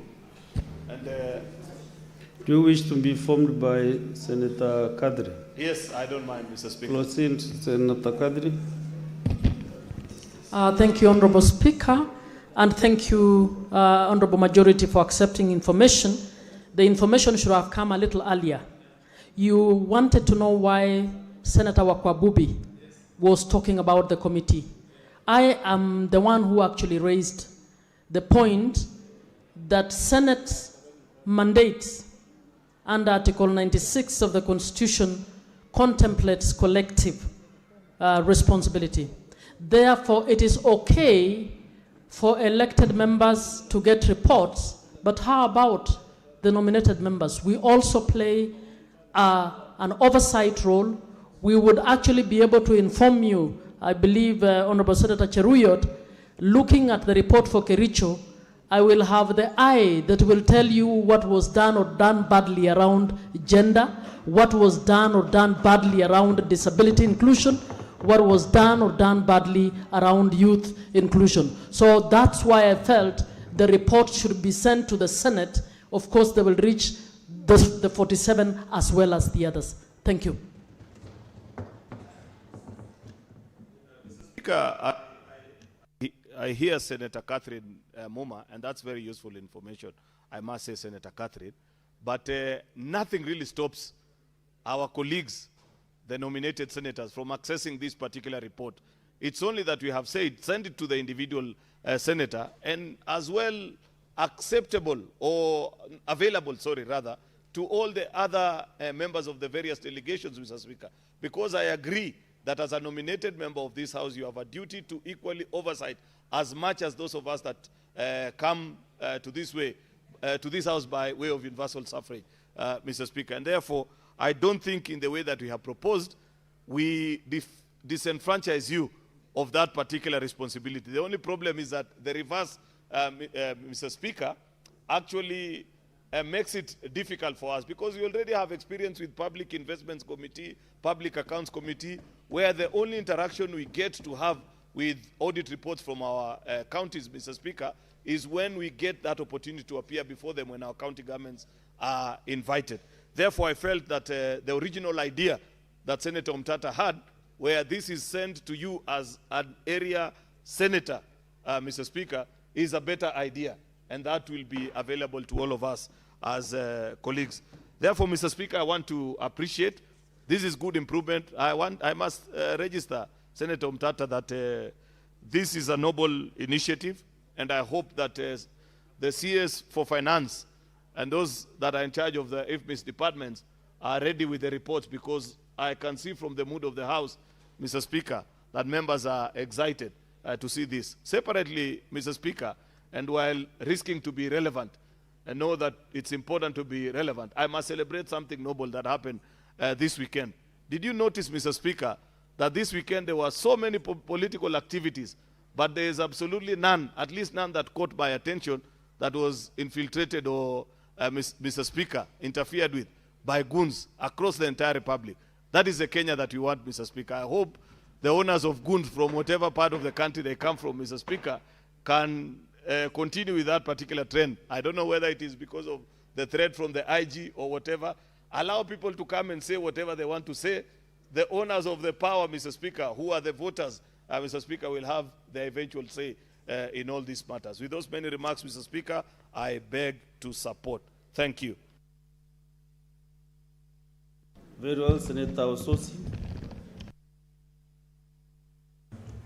Thank you, Mr. Speaker. Mr. Speaker, let me start by congratulating the Senator for Busia, Senator Okiya Omtata, for coming up with this very important motion that we resolve that the Cabinet Secretary in charge of National Treasury shall be providing the clerk on monthly basis all IFMIS transaction and reports for each county government, and those reports will now be transmitted to the respective senators. Mr. Speaker, this is a very, very important motion in our oversight role as senators, and I'm very confident that it will improve our standing as senators in terms of our work. We'll be able to do our work in time, and basically it will also improve the audit process. Mr. Speaker, let me just discuss a few highlights. In the audit environment for counties, there are five common problems. The first one is the issue of pending bills. Pending bills is a problem in almost all our counties because the process of prioritizing payments in the counties is determined according to the interest that county officials have, governor or the chief officers or others there. So you find that some payments are delayed and some payments are even voided in IFMIS. So the challenge of voiding payment, it's common, and that is what in most cases would lead to a lot of challenges, including generation of pending bills. So this particular motion, if implemented properly, will give us a chance to know which payments have not been prioritized and for what reason they have not been prioritized. So eventually, Mr. Speaker, we will, after some time, be able to deal with this challenge of pending bills that is common in all our counties.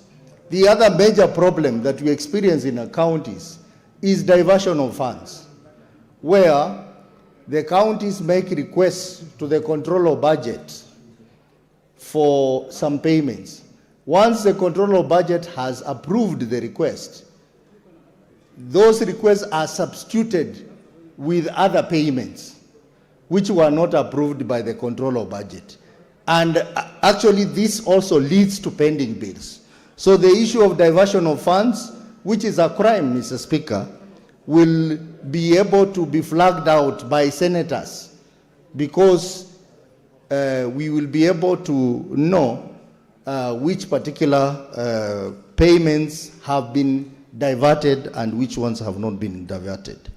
Then there is the issue of late disbursement of funds, which in most cases has been blamed on control of budget.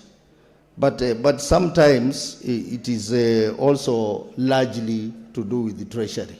So we will be able to know what is happening in IFMIS and know where the blame should lie.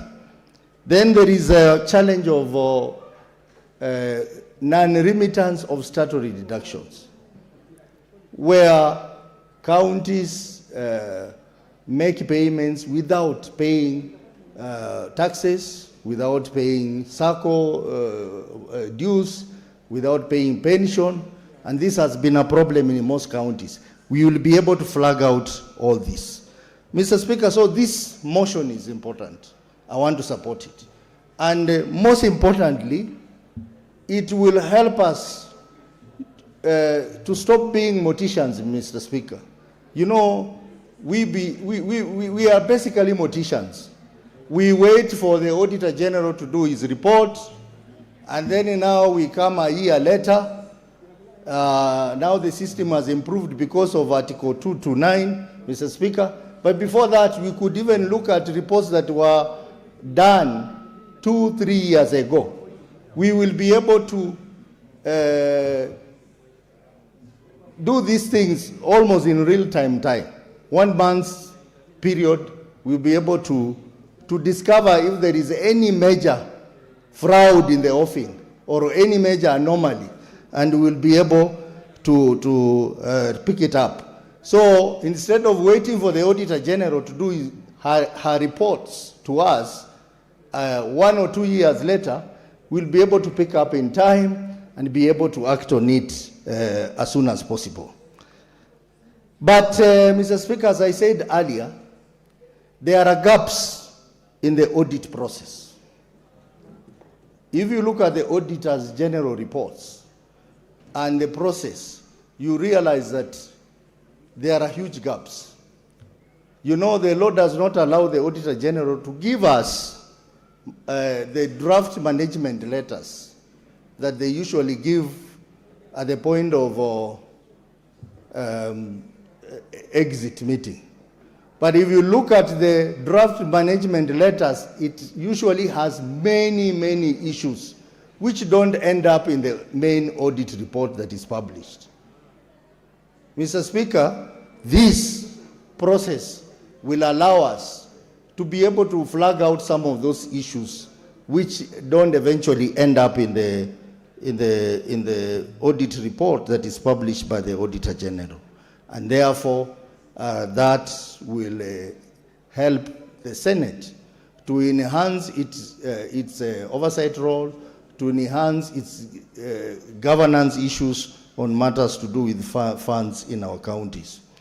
But, Mr. Speaker, even as we do that, even as we seek to get the reports on monthly basis, I would like to advise that this process, let us see how it runs. But the most ideal thing is for the senators to be given read-only rights to IFMIS, so that we don't have to wait for 1 month, then we get reports. Sometimes those reports may be manipulated.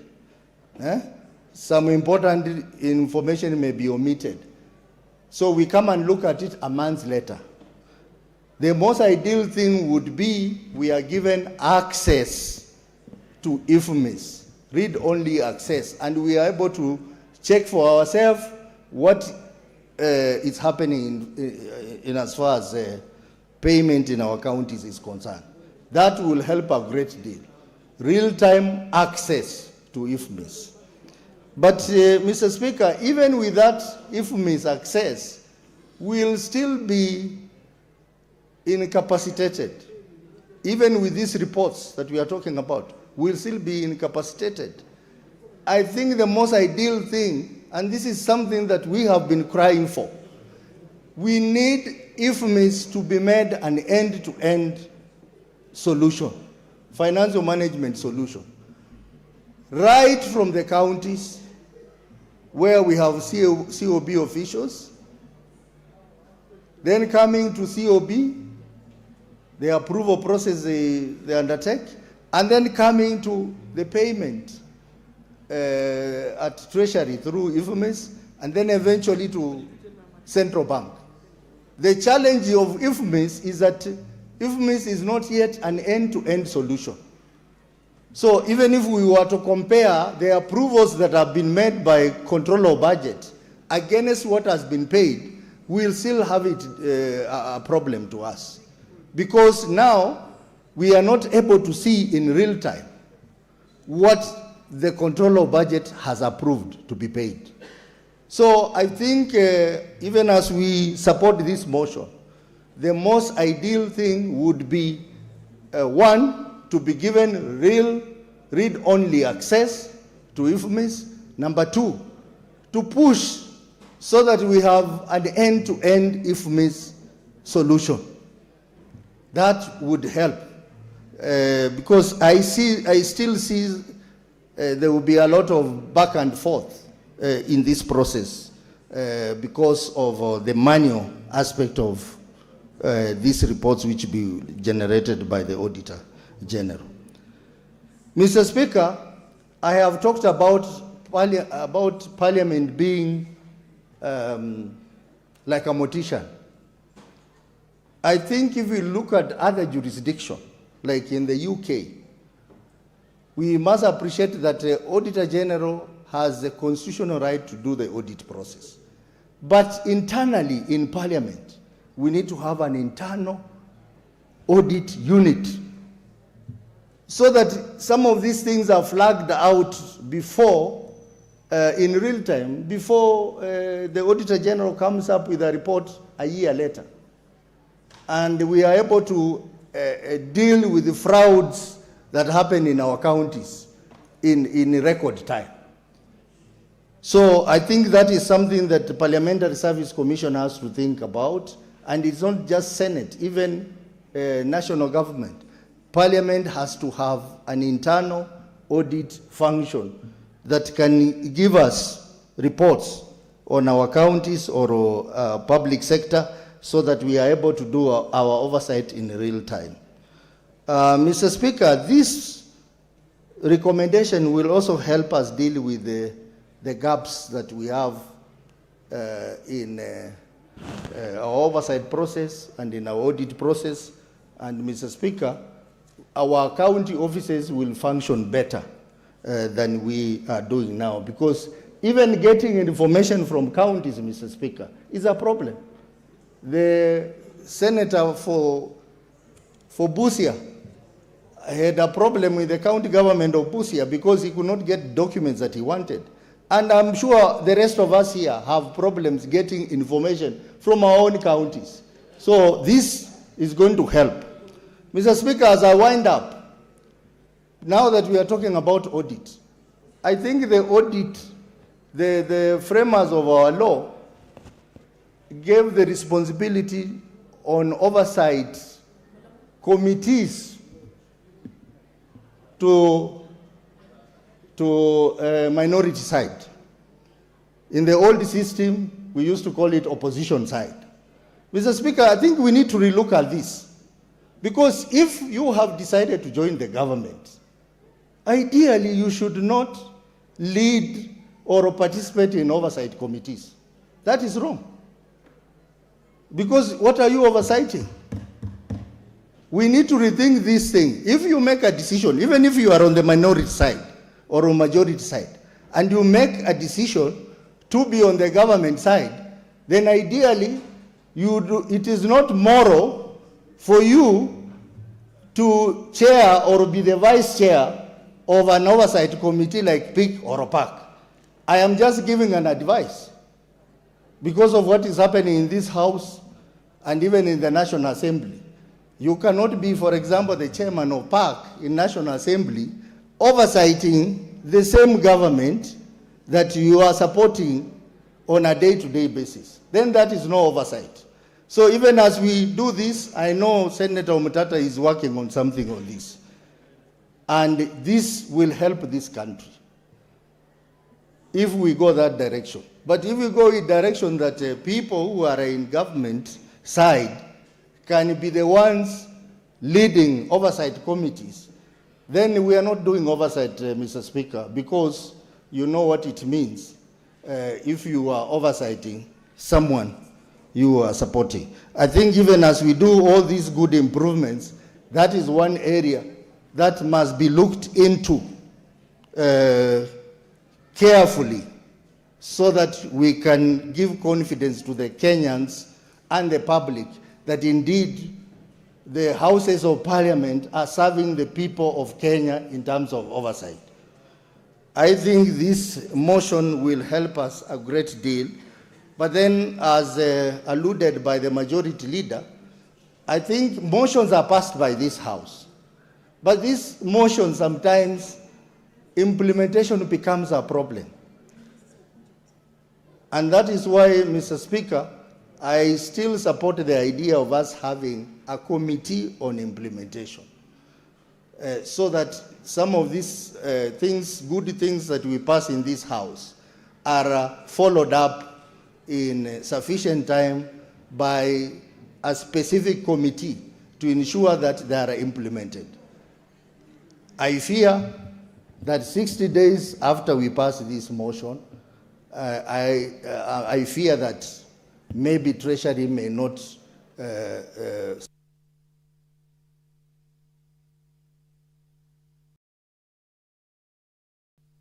No, you should be very observant on the, and keen.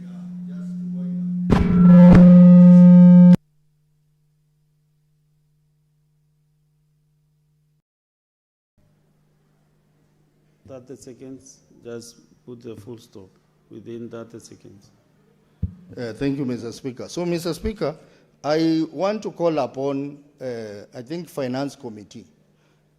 Once this motion has been passed, please ensure that this motion is implemented within 60 days after the passage of this.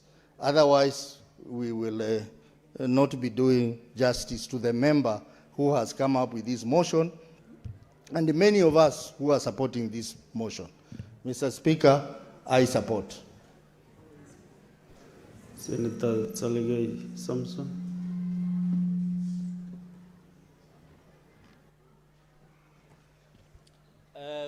Mr. Speaker, I rise to support this motion by the distinguished senator from Busia, Senator Okoiti Okia Omtata Andrew, who was a presidential candidate. I don't know whether he's still a presidential candidate. And somebody has alluded that we have a number of presidential candidates in this House. We have him, Nairobi Senator. We have people who want to be governors, others cabinet secretaries. So this House is full of leadership. And we have former members of this House, Mr. Speaker, who have gone to high offices, including the current Deputy President. Professor Kithure Kindiki was sitting where you are sitting then in the last session. So it looks like your future is bright if you follow in those footsteps. So I want to congratulate my brother, Senator Okia Omtata, who is always very level-headed, who is always out. And I remember, the reason can be stem, I remember when Senator Omtata was attacked for demanding for this information, was very unfortunate by the goons allegedly sponsored by Busia Governor. And it's unfortunate, Mr. Speaker, I saw he was never given a chance to address the installation and consecration of the ACK Diocese of Katakwa, new bishop. He was just acknowledged, Mr. Speaker, but I hope next time we will be allowed to say something as a presidential candidate. Mr. Speaker, this stems from the fact that access to information under Article 34 and 35, access to information and access to media is a basic right, Mr. Speaker. But you find most of our Kenyans, especially in most of our counties, they can't access even a budget, Mr. Speaker. They can't. They can't access even a CIDP, County Integrated Development Fund, the development program. They can access annual development plan. They can access medium-term strategy paper that is processed by the county governments of either county executive or county assembly. Mr. Speaker, when you were in the last session, and I thought in 2016 you passed a bill called Access to Information Act. And I know then you serve at the lower house, the National Assembly, and you did process that act. But it looks like access to information held by state agencies is still a mirage, Mr. Speaker, which is very unfortunate. That we don't need to come and do a motion to do our job as envisaged in under Article 96 on oversight, Mr. Speaker. When I need, and by the way, I want to confess, whenever I need information from the county executive of Nandi, I have to use a lot of magic, including, Mr. Speaker, even sorcery-like tactics to access some of this information, Mr. Speaker. Because the governor there who runs the county wouldn't want anybody to know what he's doing, because he's conniving, perambulating, and gallivanting into the access of the information, Mr. Speaker. So, Mr. Speaker, I have said sorcery-like. I have not said like sorcery-like, Mr. Speaker. Just a minute, there's a point of order from Senator Kavindu Mudhama. Mr. Speaker, I want to hear from the Senator Cheregai what kind of sorcery he uses at this hour and era to bewitch. Are you a witch? Are you a wizard? So that you can use sorcery. Can you tell this house if you are a wizard that you use sorcery? Thank you, Mr. Speaker. Mr. Speaker, I don't think whether that is a necessary point of order, clarification. or is it clarification? Mr. Speaker, I said sorcery-like tactics, militant-like tactics. And you know, as the descendant of Koitalel Samoe, there is a way I can express it. It comes out orgayot-like, orgayot, you can only express in my local language, just like you reject, Mr. Speaker. So, Mr. Speaker, the reason I'm arguing is that most of the, Mr. Speaker, You do wish to be informed by all Senator means, Omtata? Yes, Yes, we want to go into some history here. Yes. Senator Kavindu has used the word witch and wizard. Yes. Now in English, there was a time when both words were bad. Yes. Today, a wizard is good, a witch remains bad. Yes. We had a master and a mistress. Yes. The master is good today, a mistress remains bad. So, when she was asking, I just want to clarify that these words, witch and wizard, are no longer at the same level. A wizard is now something positive. Yeah, the male side is positive. The master side, which is male, is positive. But the female side remains negative. Mr. Speaker, Yes, just informing our brother. Mr. Speaker, that is enough information. The direction he's taking will bring what we call quagmire. That might confuse, Mr. Speaker, more. But I want to say that access to information in our counties is still a mirage, and I think colleagues will. How many colleagues of ours can access budget, can access medium-term strategy, CIDP, annual development plans of our counties? It is hard, even in Meru. Mr. Speaker, I remember, and I want to strongly condemn the words of former impeached deputy president, where he was referring you as a corrupt. Mr. Speaker, we have never known you as a corrupt. That you participated in Livugirinturi, you are not a member of National Assembly, you are a member of the Senate. That you participated in removing Kawira, which is your constitutional right, that you removed him. Mr. Speaker, this era of tribal negative rhetoric must come to an end in this country, Mr. Speaker. And even going ahead and say we'll kill snake and the eggs, Mr. Speaker. Those are rhetorics that have challenged the NCIC to pick up immediately and investigate and ensure such people as former impeached deputy president must fail full force of the law. They are not above the law. No one is above the law, Mr. Speaker, and you must be respected. I even saw attacking even an Asian origin, Rahim Dawood, a member of Ocean that has been elected severally by people of Meru, that they should elect somebody who is a Meru. Mr. Speaker, what is incitement and hate speech? More than that, and NCIC should look for information, Mr. Speaker. Mr. Speaker, this country must be taught through the rule of law, Mr. Speaker. And I hope people like my brother Vihiga Senator, should disassociate and distance themselves from such people who promote ethnic rhetoric in this country, Mr. Speaker, so that we can move out in this country, Mr. Speaker.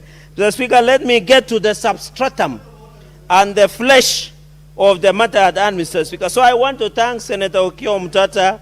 What is out of order, Senator Suti? Management and integration system. Just a minute, Senator Chelgi. Point of order, Mr. Speaker. Mr. Speaker, I rise on standing order number 105 on statement of fact. He has said that I associate with those kind of people he has talked about.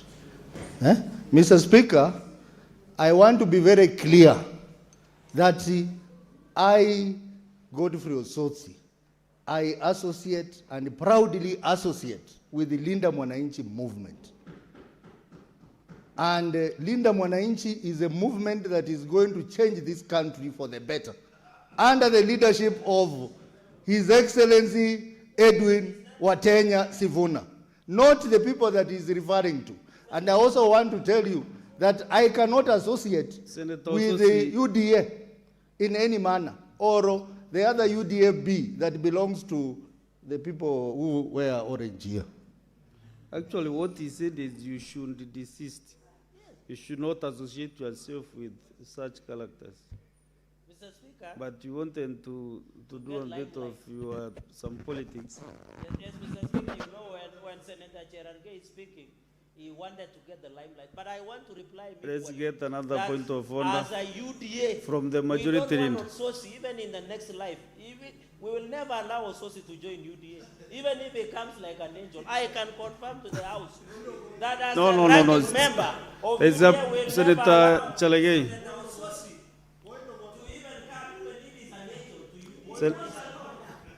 Yes, majority leader.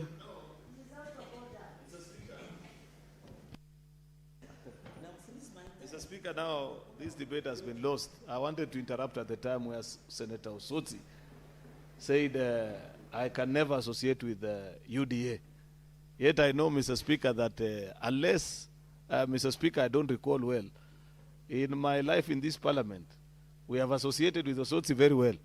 I have, on many occasions, Mr. Speaker, taken him to meet very big people in UDA.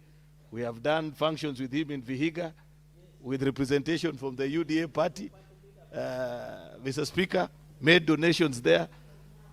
Mr. Speaker, I have not said of now. He said, I can never. That means in the past, in the present, and in the future, Mr. Speaker.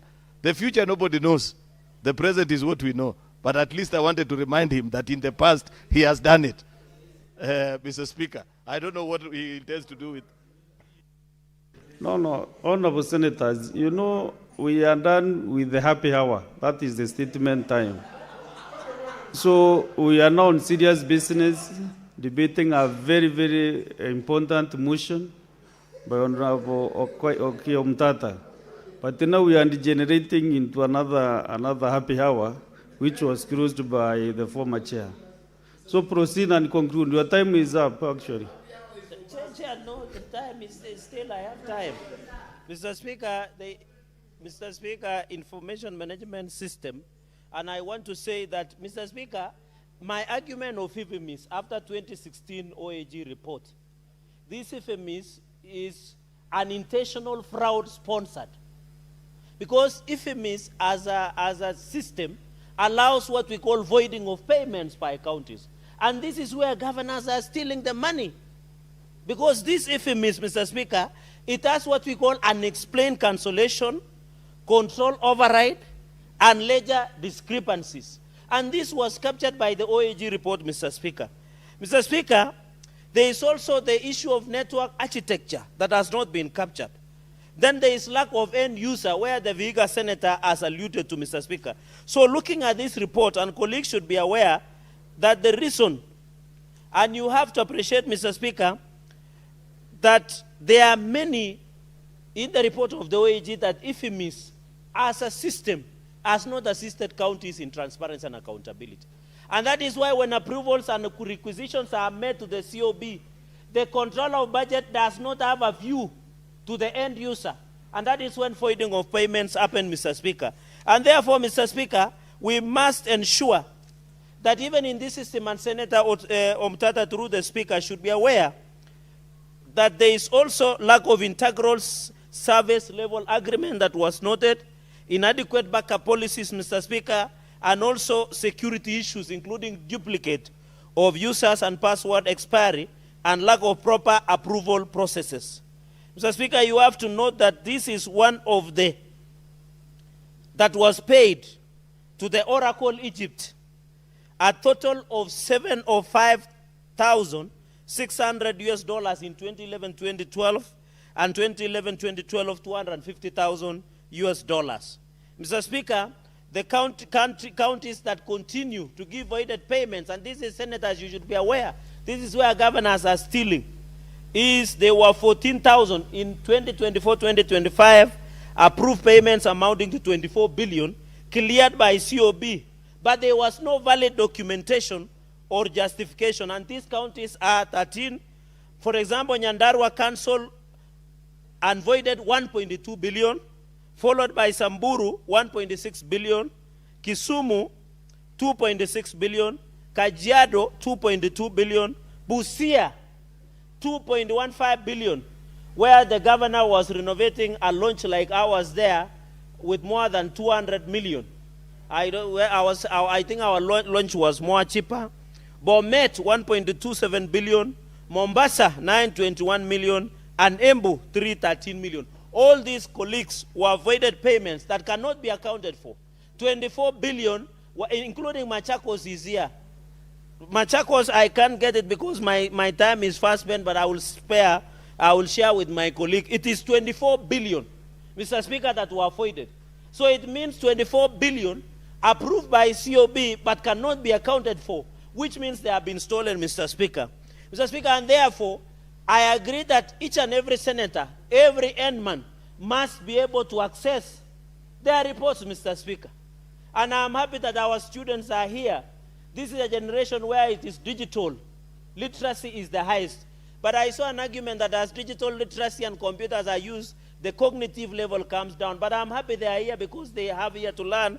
Mr. Speaker, allow me, with your indulgence, that at least 2 of my schools, Mr. Speaker, from Nandi County, that is Taito Senior School in Nandi Hills Sub-County or Nandi Hills Constituency, and Chemase Day and Boarding Junior School, have been able, I don't know whether they have been allowed or they are here, that have been, these 2 schools from Nandi County are part of the many learners who are sitting in your gallery, Mr. Speaker, and they are able to follow this conversation.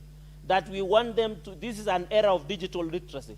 This is an era, Mr. Speaker, of opportunity where we are focused. And therefore, I want to wish Taito Senior School and Chemase Day and Boarding Junior School all the best, Mr. Speaker. And therefore urge this distinguished senator that after resolution, Mr. Speaker, after the resolution of this House, we must ensure that we need an implementation committee. I think I rarely agree with the Vihiga senator. But on this one, on implementation committee, we must ensure that we have an implementation committee. Because we will pass, how will we know Senator Kavindu has received a report of IFMIS? How will we know Senator Christo Lasige, Senator Mwaruma, Mr. Speaker, who is our incoming chairperson of County Public Investment Committee of the Senate, Mr. Speaker, so that he can be able to ensure that Taita Taveta gets the IFMIS report? How can we ensure that Kalwale, the bullfighter, who is fighting in Talanyi, has an opportunity to access and be able to oversight? Although I know he likes it oversighting in funeral services, how can he go to a funeral somewhere in Lukoyani and share the information about Kakamega County, Mr. Speaker? I agree, even in Bungoma, Mr. Speaker, where Senator Wakoli, who has been suffering in the hands of the governor severally, Mr. Speaker, but lucky he eats well. You know, I sat with Senator Wakoli over lunch, and he eats around 5 kilos of ugali, Mr. Speaker. So he can be able, Mr. Speaker. The only missing the legacy, Mr. Speaker, is Terere. He's telling me there should be Terere and Imondo. That is missing in the legacy, and I want to appeal to Parliamentary Service Commission.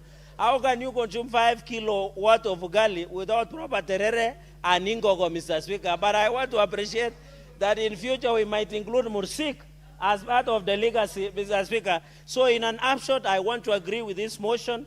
Let us support, let each and every senator access the IFMIS report so that we can do timely, Mr. Speaker, oversight and ensure also we don't become morticians, Mr. Speaker. Because when you go to Meru and tell people financial year 2024, 2025, they might not understand, Mr. Speaker. Mr. Speaker, because my time was spent, can you add me 1 minute so that I wrap up my thoughts? No, since you ended time for Ingoho, Ugali, 5 kilograms and all those things, I think you are done with your But Mr. Speaker, you have consumed my 3 seconds. Mr. Therefore, Speaker, now let remarks, us I support this. let us now listen to Senator Maruma.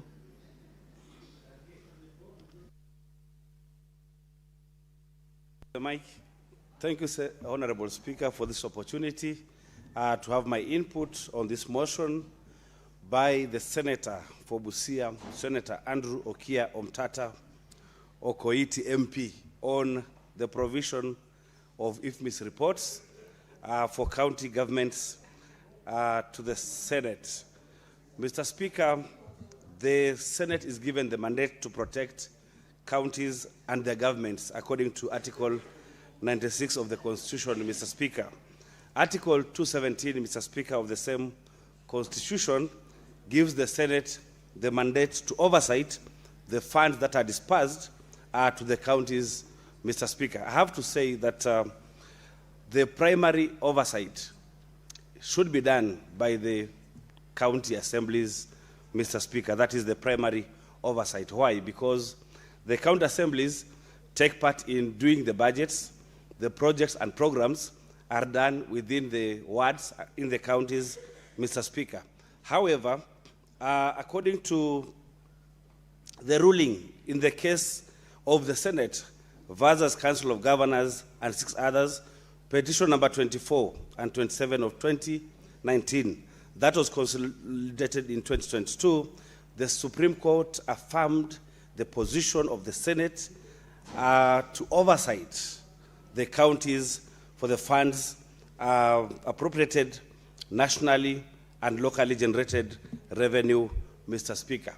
The people or the public expects the senators to do their oversight mandate. However, Mr. Speaker, this mandate cannot be carried out effectively if there is no adequate information and documentation, Mr. Speaker. And the thrust of this motion, Mr. Speaker, is the request that the IFMIS reports are provided to the senators. Mr. Speaker, this motion must be supported, and I do support, Mr. Speaker. Why? Because if there's a project or a program that is being implemented in the county and payments are made, we don't have access to information whether the projects and the programs that have been implemented or have been paid for have actually been implemented. Mr. Speaker, there are so many ghost projects that have been paid for, Mr. Speaker, in the counties. But as senators, we cannot ascertain whether that payment has been made. In my county, sometimes you have a hall that has been constructed. The bill of quantities requires that the hall is constructed and a toilet is constructed and water reservoir is also constructed.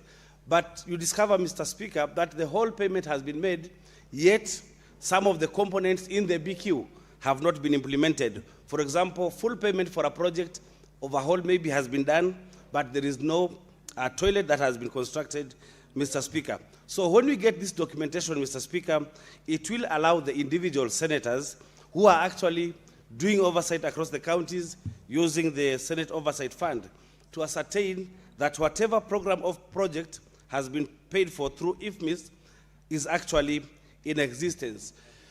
Mr. Speaker, apart from the provision of the IFMIS reports, there are other very important documents that are required to be accessible to the senators. For example, budgets. More often than not, Mr. Speaker, senators are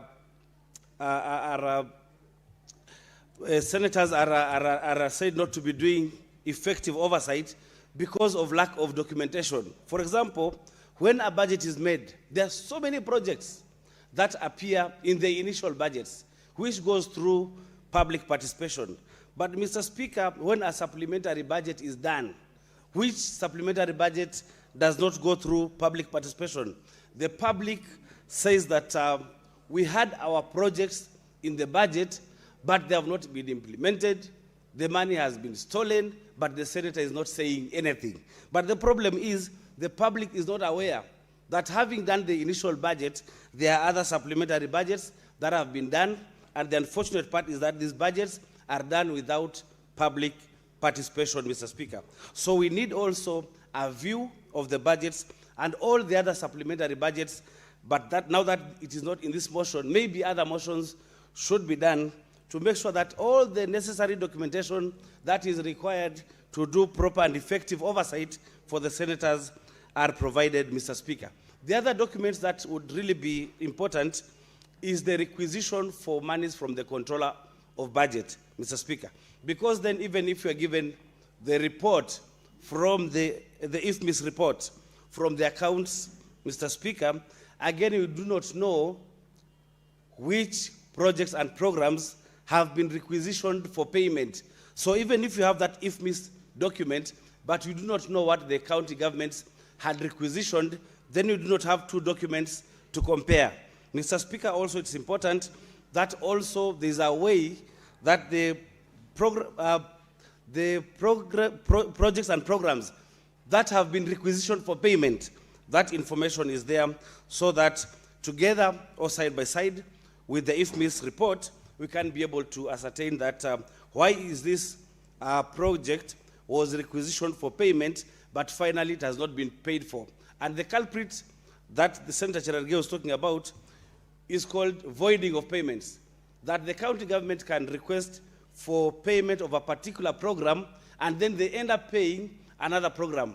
The payment is voided, and that is the main culprit in the escalation of pending bills, Mr. Speaker. So I really want to request maybe, if it is possible, maybe through other motions or processes, that those reports, the requisition reports, can also be available, Mr. Speaker. Mr. Speaker, during audits, according to Article 229, Mr. Speaker, there are also documents that would be important for senators to access, especially the management letter, Mr. Speaker. When the audit is done, or the initial audit is done by the external auditors from the Office of the Auditor General, at times they point to malfeasance in the counties. But then the problem is sometimes they are managed, and in the final certificate, the issues that were flagged by the auditor do not appear. Mr. Speaker, sometimes it would be important for the senators to access that initial report, the management letter or the draft reports, because Kenya being what it is, I want to believe that sometimes the management letter is managed by the management, and the final report does not reflect the actual malfeasance in the counties, Mr. Speaker. Otherwise, this is a very important motion that would ensure that our counties or the oversight role of the senators is enhanced, Mr. Speaker. Mr. Speaker, I would want to say that if finally we get these IFMIS reports, I would be able to assist our people who have not been paid, Mr. Speaker, or have not accessed their funds, but that money already was provided for payment, Mr. Speaker. So I would want to say that this is a very important motion that all of us, Mr. Speaker, should support. And we have noted in this motion that as a result of unchecked financial information and systems, county governments have continued to accumulate pending bills resulting from unplanned expenditures, unaccounted for, and inflated cost of projects, Mr. Speaker. So I would like to really end it here, Mr. Speaker, but really note that governments and senators must be provided with this information, Honorable Speaker. I would want to end it here and say that I support this motion. Well, Senator Wakoli.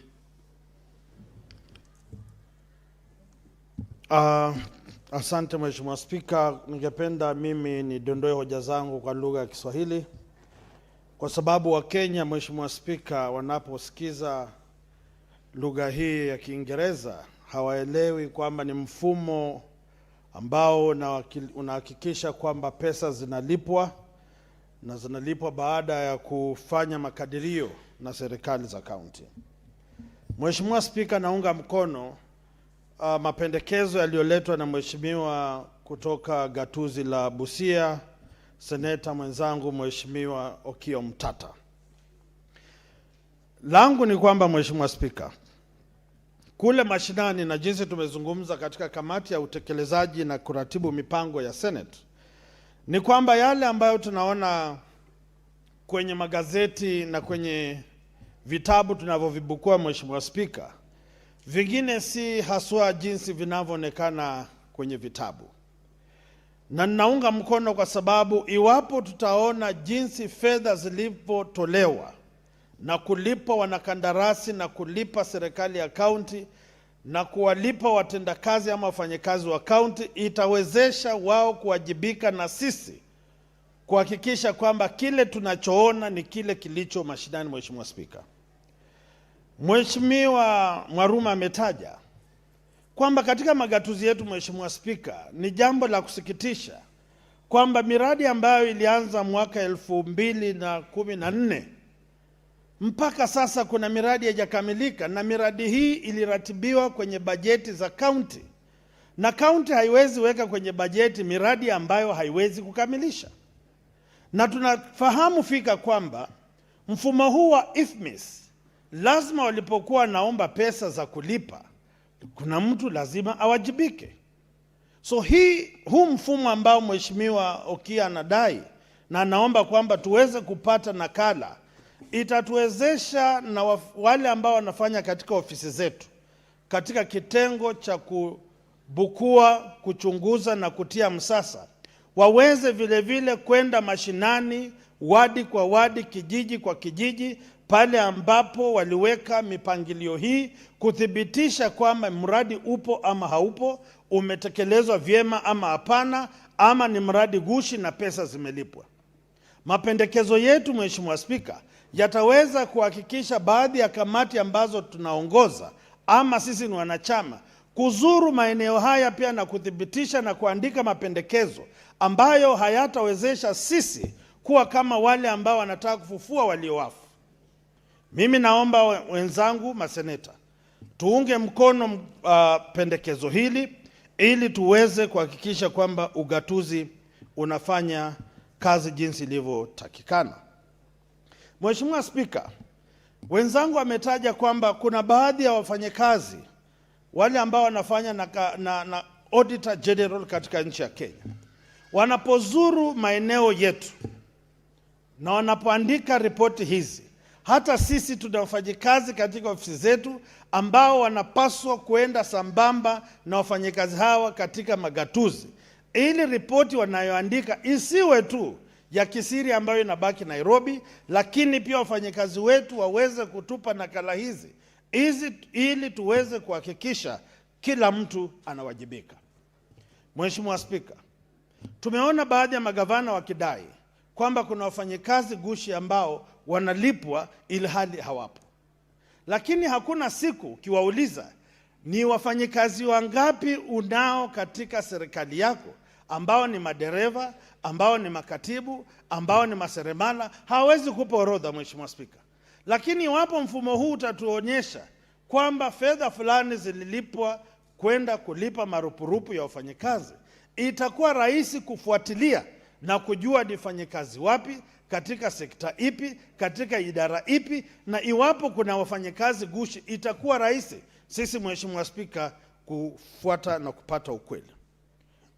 Mheshimiwa Spika, kule mashinani kuna ulaghai ambao unaendelea katika kaunti zetu ama katika magatuzi yetu. Kuna miradi ambayo ni mradi mmoja lakini unalipwa mara mbili. Kwa mfano, wanasema kwamba barabara ya kutoka Nairobi kwenda Bungoma imewekwa bilioni 3. na baada ya muda mchache wanasema barabara kutoka Bungoma kuja Nairobi wameweka bilioni 2, na wanatumia mfumo ambao Wakenya wengi hawaelewi. Sasa mtu mmoja analipwa mara 2 kwa gari ama kwa barabara moja. Iwapo tutapata mfumo wa IFMIS, tutaweza kuthibitisha mradi ambao unasemekana umetekelezwa katika wadi fulani, na iwapo imeonekana kila mwaka barabara hiyo hiyo inatengezwa hata kama haina kasoro, lakini utaona wanapita na matingatinga, alafu kabla wamalize pesa zimelipwa. Huu mfumo wa IFMIS utaweza kusaidia wale ambao wanadai serikali za county fedha kwa kazi walizofanya na ilhali county haiwalipi. So mimi kwa niaba ya watu wa Bungoma na Wakenya wote naunga mkono pendekezo hili, ili ninapozuru maeneo yenu nitakuwa na kile nitakachokuwa na rejelea, na iwapo nitampata yeyote ameweka mkono ama kidole kwenye kikombe cha halua cha kifedha cha watu wa Bungoma, lazima kamatwe, awajibike, na iwapo atapatikana na hatia awekwe korokoroni. Mheshimiwa Spika, ale maharagwe na chai ya mkandaa. Nashukuru.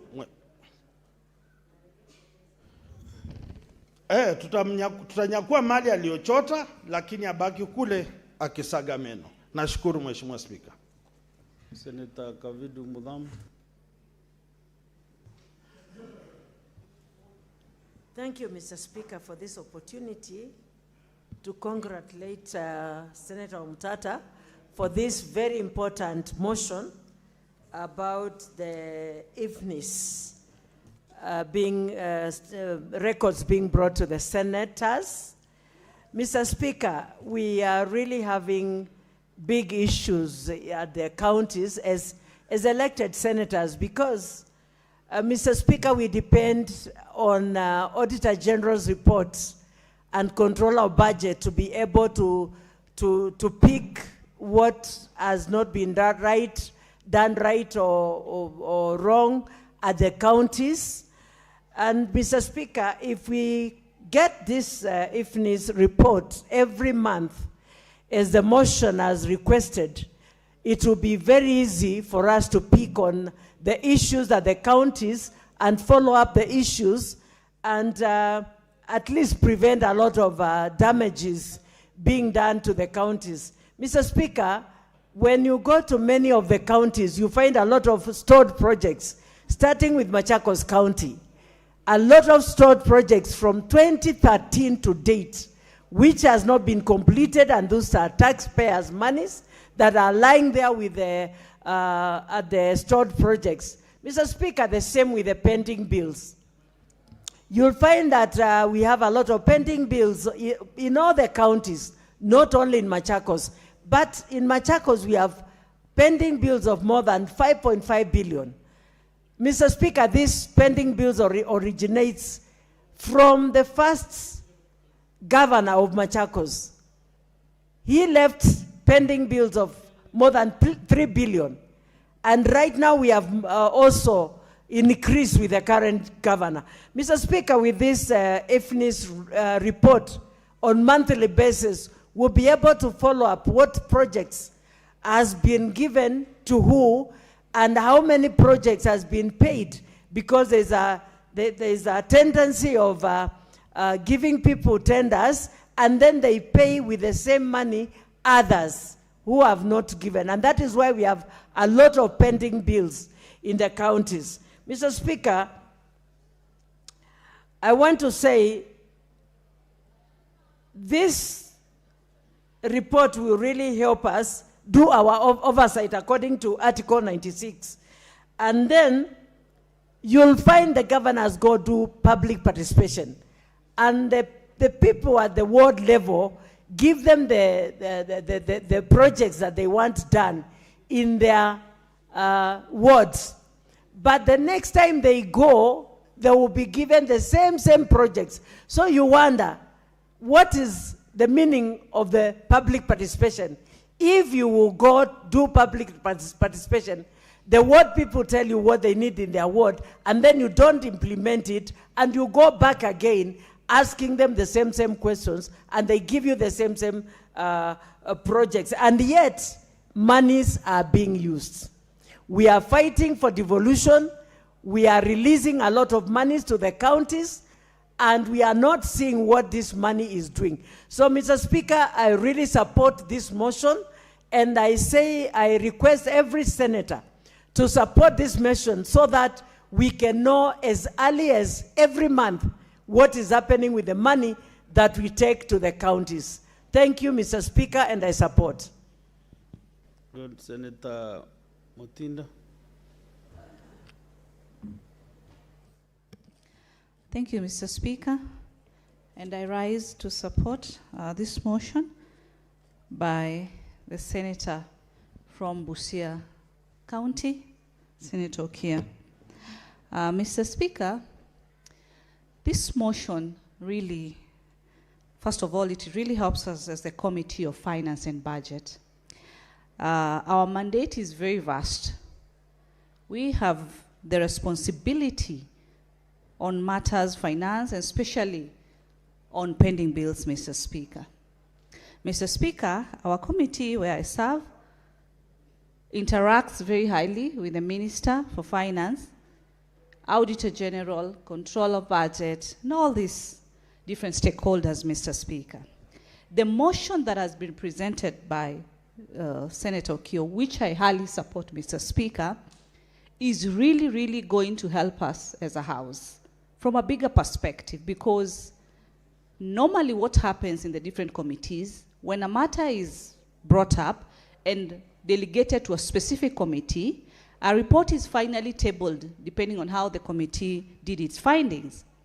But you realize, Mr. Speaker, as much as the committee has tabled that particular report, at times few members really are keen to get to know what is this report about, what did the committee conclude. But with a proposal by the senator indicating that each and every senator, and that is a total of 67 senators in the Republic of Kenya, to be able to be provided with the IFMIS reports, Mr. Speaker, it is going to maximally help in achieving the oversight responsibilities that is vested in each and every senator of the Republic of Kenya, Mr. Speaker. Mr. Speaker, this issue of, or this proposal by the senator ensuring that these reports are accessible, it's not about any political issues or wrangles in place, because I've seen a lot of governors whereby when their respective elected senator brings up an issue, it's always looked at as political. They forget that one of our key roles is oversight. And it is the responsibility of that particular senator to be able to ensure that they do the oversight role. But when that happens, you find that issues arise. But when these reports will be fully accessible, everyone or every senator will be able to see the reports of even other counties. They can be able to reference with other counties. I'll give an example. When we went to the county of Vihiga to do the oversight as finance committee on the monies for FLOCA, Mr. Speaker. Mr. Speaker, what we found in Vihiga County was progress. Good job that has been done as far as the FLOCA funds were concerned. But the neighboring county, that is the county of Kisumu, Mr. Speaker, a county that is led and its leadership is by professors, Mr. Speaker, it was a shock. It looked like people in a different, completely different worlds, Mr. Speaker, as far as these funds were concerned. So when these reports will be tabled and accessed fully by all the senators, Mr. Speaker, we can be able to reference the same way I'm referencing between Vihiga County and Kisumu County, Mr. Speaker. Access to the IFMIS reports, Mr. Speaker, will ensure maximum accountability, transparency and effective oversight by all senators, Mr. Speaker, because we will be dealing with factual data. The issues where we'll be seeing even some Kenyans coming out criticizing that particular funds have been allocated to a specific project. Some of those allegations have been untrue, some have been true, but the reports have not really been what should be, Mr. Speaker. But with the access of this information, Mr. Speaker, it will also be able to help the senators speak out to what has been allocated to Project A or Project B. And that will be able to help the citizens whom we represent to be able to share correct information as far as the funds are concerned, Mr. Speaker. Mr. Speaker, the motion talks about monthly reporting through the clerk of the Senate, Mr. Speaker. Monthly reporting of these reports will ensure timely financial information to all the senators. And this will help us be able to bring out the facts for each and every county, Mr. Speaker. The issue of the pending bill, Mr. Speaker, is an issue that is across all counties, Mr. Speaker. With this particular information on table, we will be able to embark fully on what is the issue. Have the suppliers who were in the system previously been paid? What does the report say? Were their companies listed for payment? If not, what happened, what transpired? There will be specific questions to specific answers to specific questions, Mr. Speaker. How resources have also been utilized, Mr. Speaker, by the different counties. These reports will be able to highlight how these budgets have been put in place. And I give an example, like today we had the county of Tana River visiting our committee, or attending to the invite that we had done. And when we are looking at the issues of the county headquarters, Mr. Speaker, Tana River being one of them that benefited among the 5 counties, Mr. Speaker, you realize, Mr. Speaker, there was a 385 million that the county assembly had put aside for construction. And all that they need to put aside, Mr. Speaker, is funds or monies for recurrent expenditure, Mr. Speaker. So these are some of the things that, without that knowledge, then the senator of Tana River will not be aware that 385 billion has been set aside and approved by the county assembly of Tana River to be able to do construction, which is not their mandate, Mr. Speaker. There will be definitely there'll be identification of any irregularities and delays that has been in place within these counties as far as projects are concerned, Mr. Speaker. Then, Mr. Speaker, we have other stakeholders that when the committees or even a particular senator looks at the reports, they'll be now in a better position to see what to recommend to the different stakeholders. Case example, the EACC, the Office of the ODP, and action is taken, because sometimes Kenyans do ask us, when you realize that this happened, what did you do? Mr. Speaker, our mandate allows us to do what we call recommendation to the other authorities who have the powers to be able to prosecute the matters that have been identified, Mr. Speaker.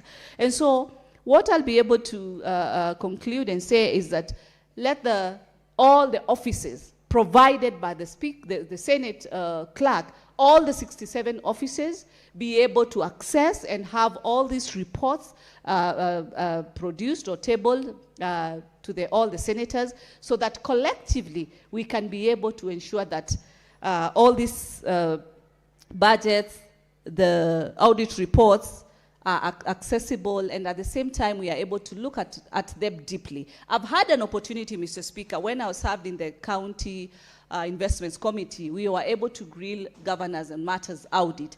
The other committee that I serve as the vice chair, I have an opportunity, but you can imagine when that cuts across to all the other 66 senators, then it becomes a plus to each and every senator to be able to ensure that oversight is fair. So that, Speaker, because you come from the county of Meru, when you arise and speak on a matter that affects the great county of Meru, Mr. Speaker, it will not just be your matter. We will have access and we will have looked at what are these issues that have been, the senator of that particular county has raised, and how should they be addressed for the benefit, because we represent the Republic of Kenya. The only difference is that we come from specific counties, but the representation is for the Republic of Kenya. So with those and many few, I really do support this motion, Mr. Speaker.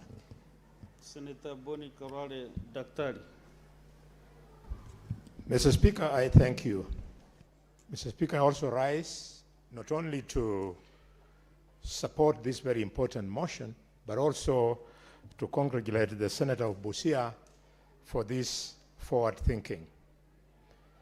But before I do so, Mr. Speaker, allow me to thank the people of Trans Nzoia County and Bungoma County for the warm reception that they gave us over the weekend when we visited them to talk about matters of oversight and management of state resources.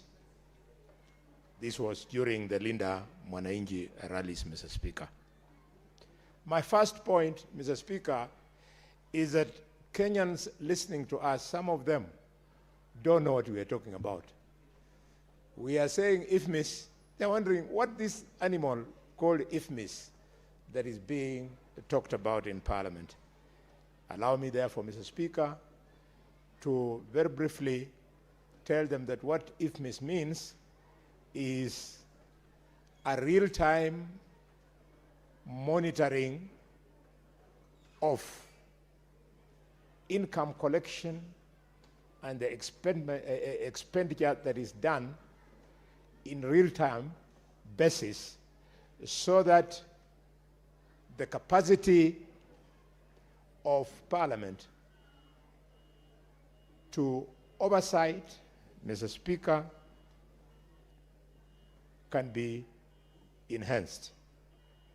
It means in full integrated finance management system. It's a pity that internationally, IFMIS is supposed to capture both income and expenditure. But Mr. Speaker, unfortunately in this country, we are more keen on knowing the expenditure without capturing and recording the income, Mr. Speaker. So what does this bill intend to achieve?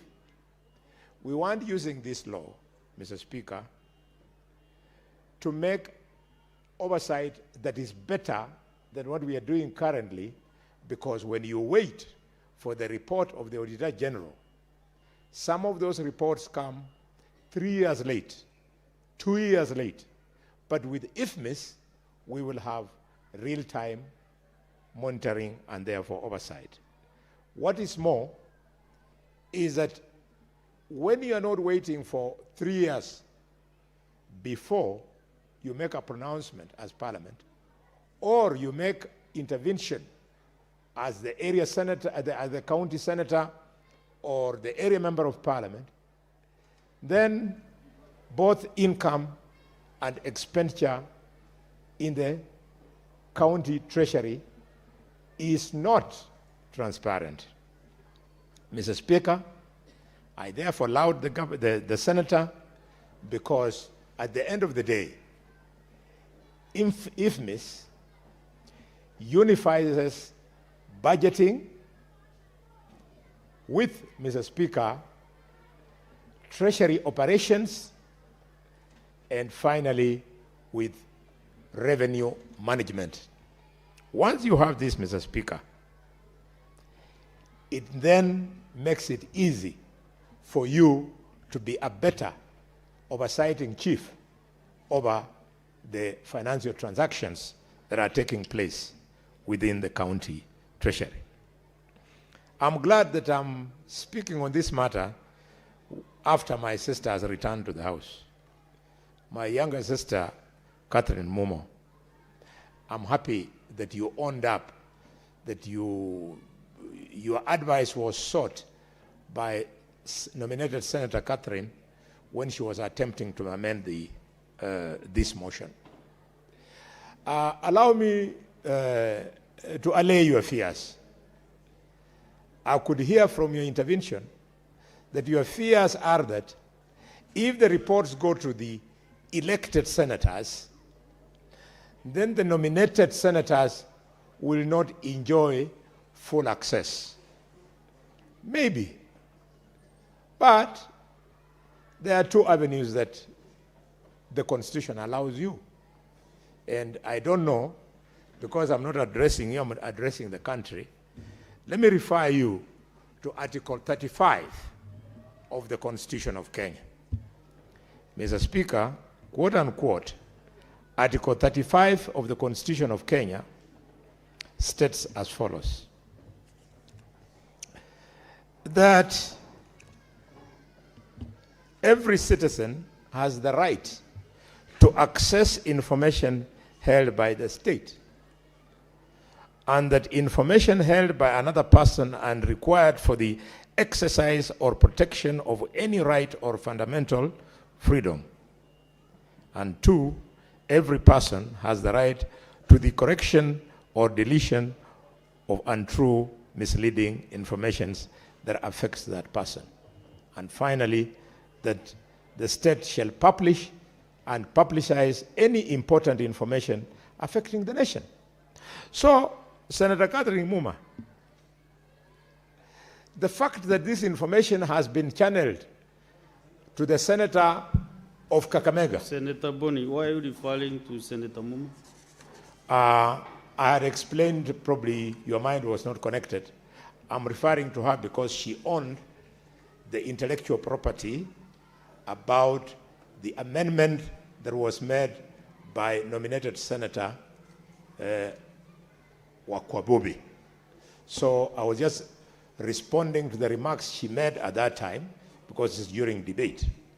So my sister Catherine Muma, you can see that the information that will come to me through this effort by the motion, Article 35 still allows you either to come to me directly or to go to the county government or the county treasury and access the same information.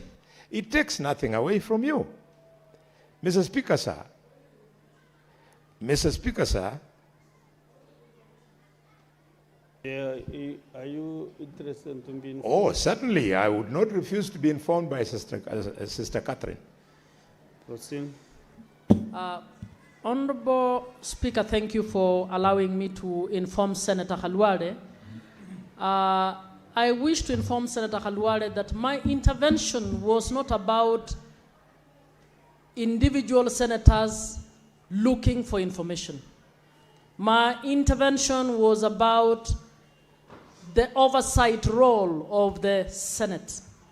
And Honorable Speaker, I'd like to refer the Honorable Senator to Article 96, which talks about the Senate. It gives functions to the Senate and then proceeds in 98 to define who the Senate is. So my point was that Senator Omtata has made moved an excellent motion for greater transparency in providing information around the IFMIS, and he indicated in the motion it is for purposes of oversight. My reminder was that that oversight is a collective role of all the senators. So if the motion is indicating that the information only goes to 47, then it actually locks out a portion of the Senate as defined in the Constitution. Thank you.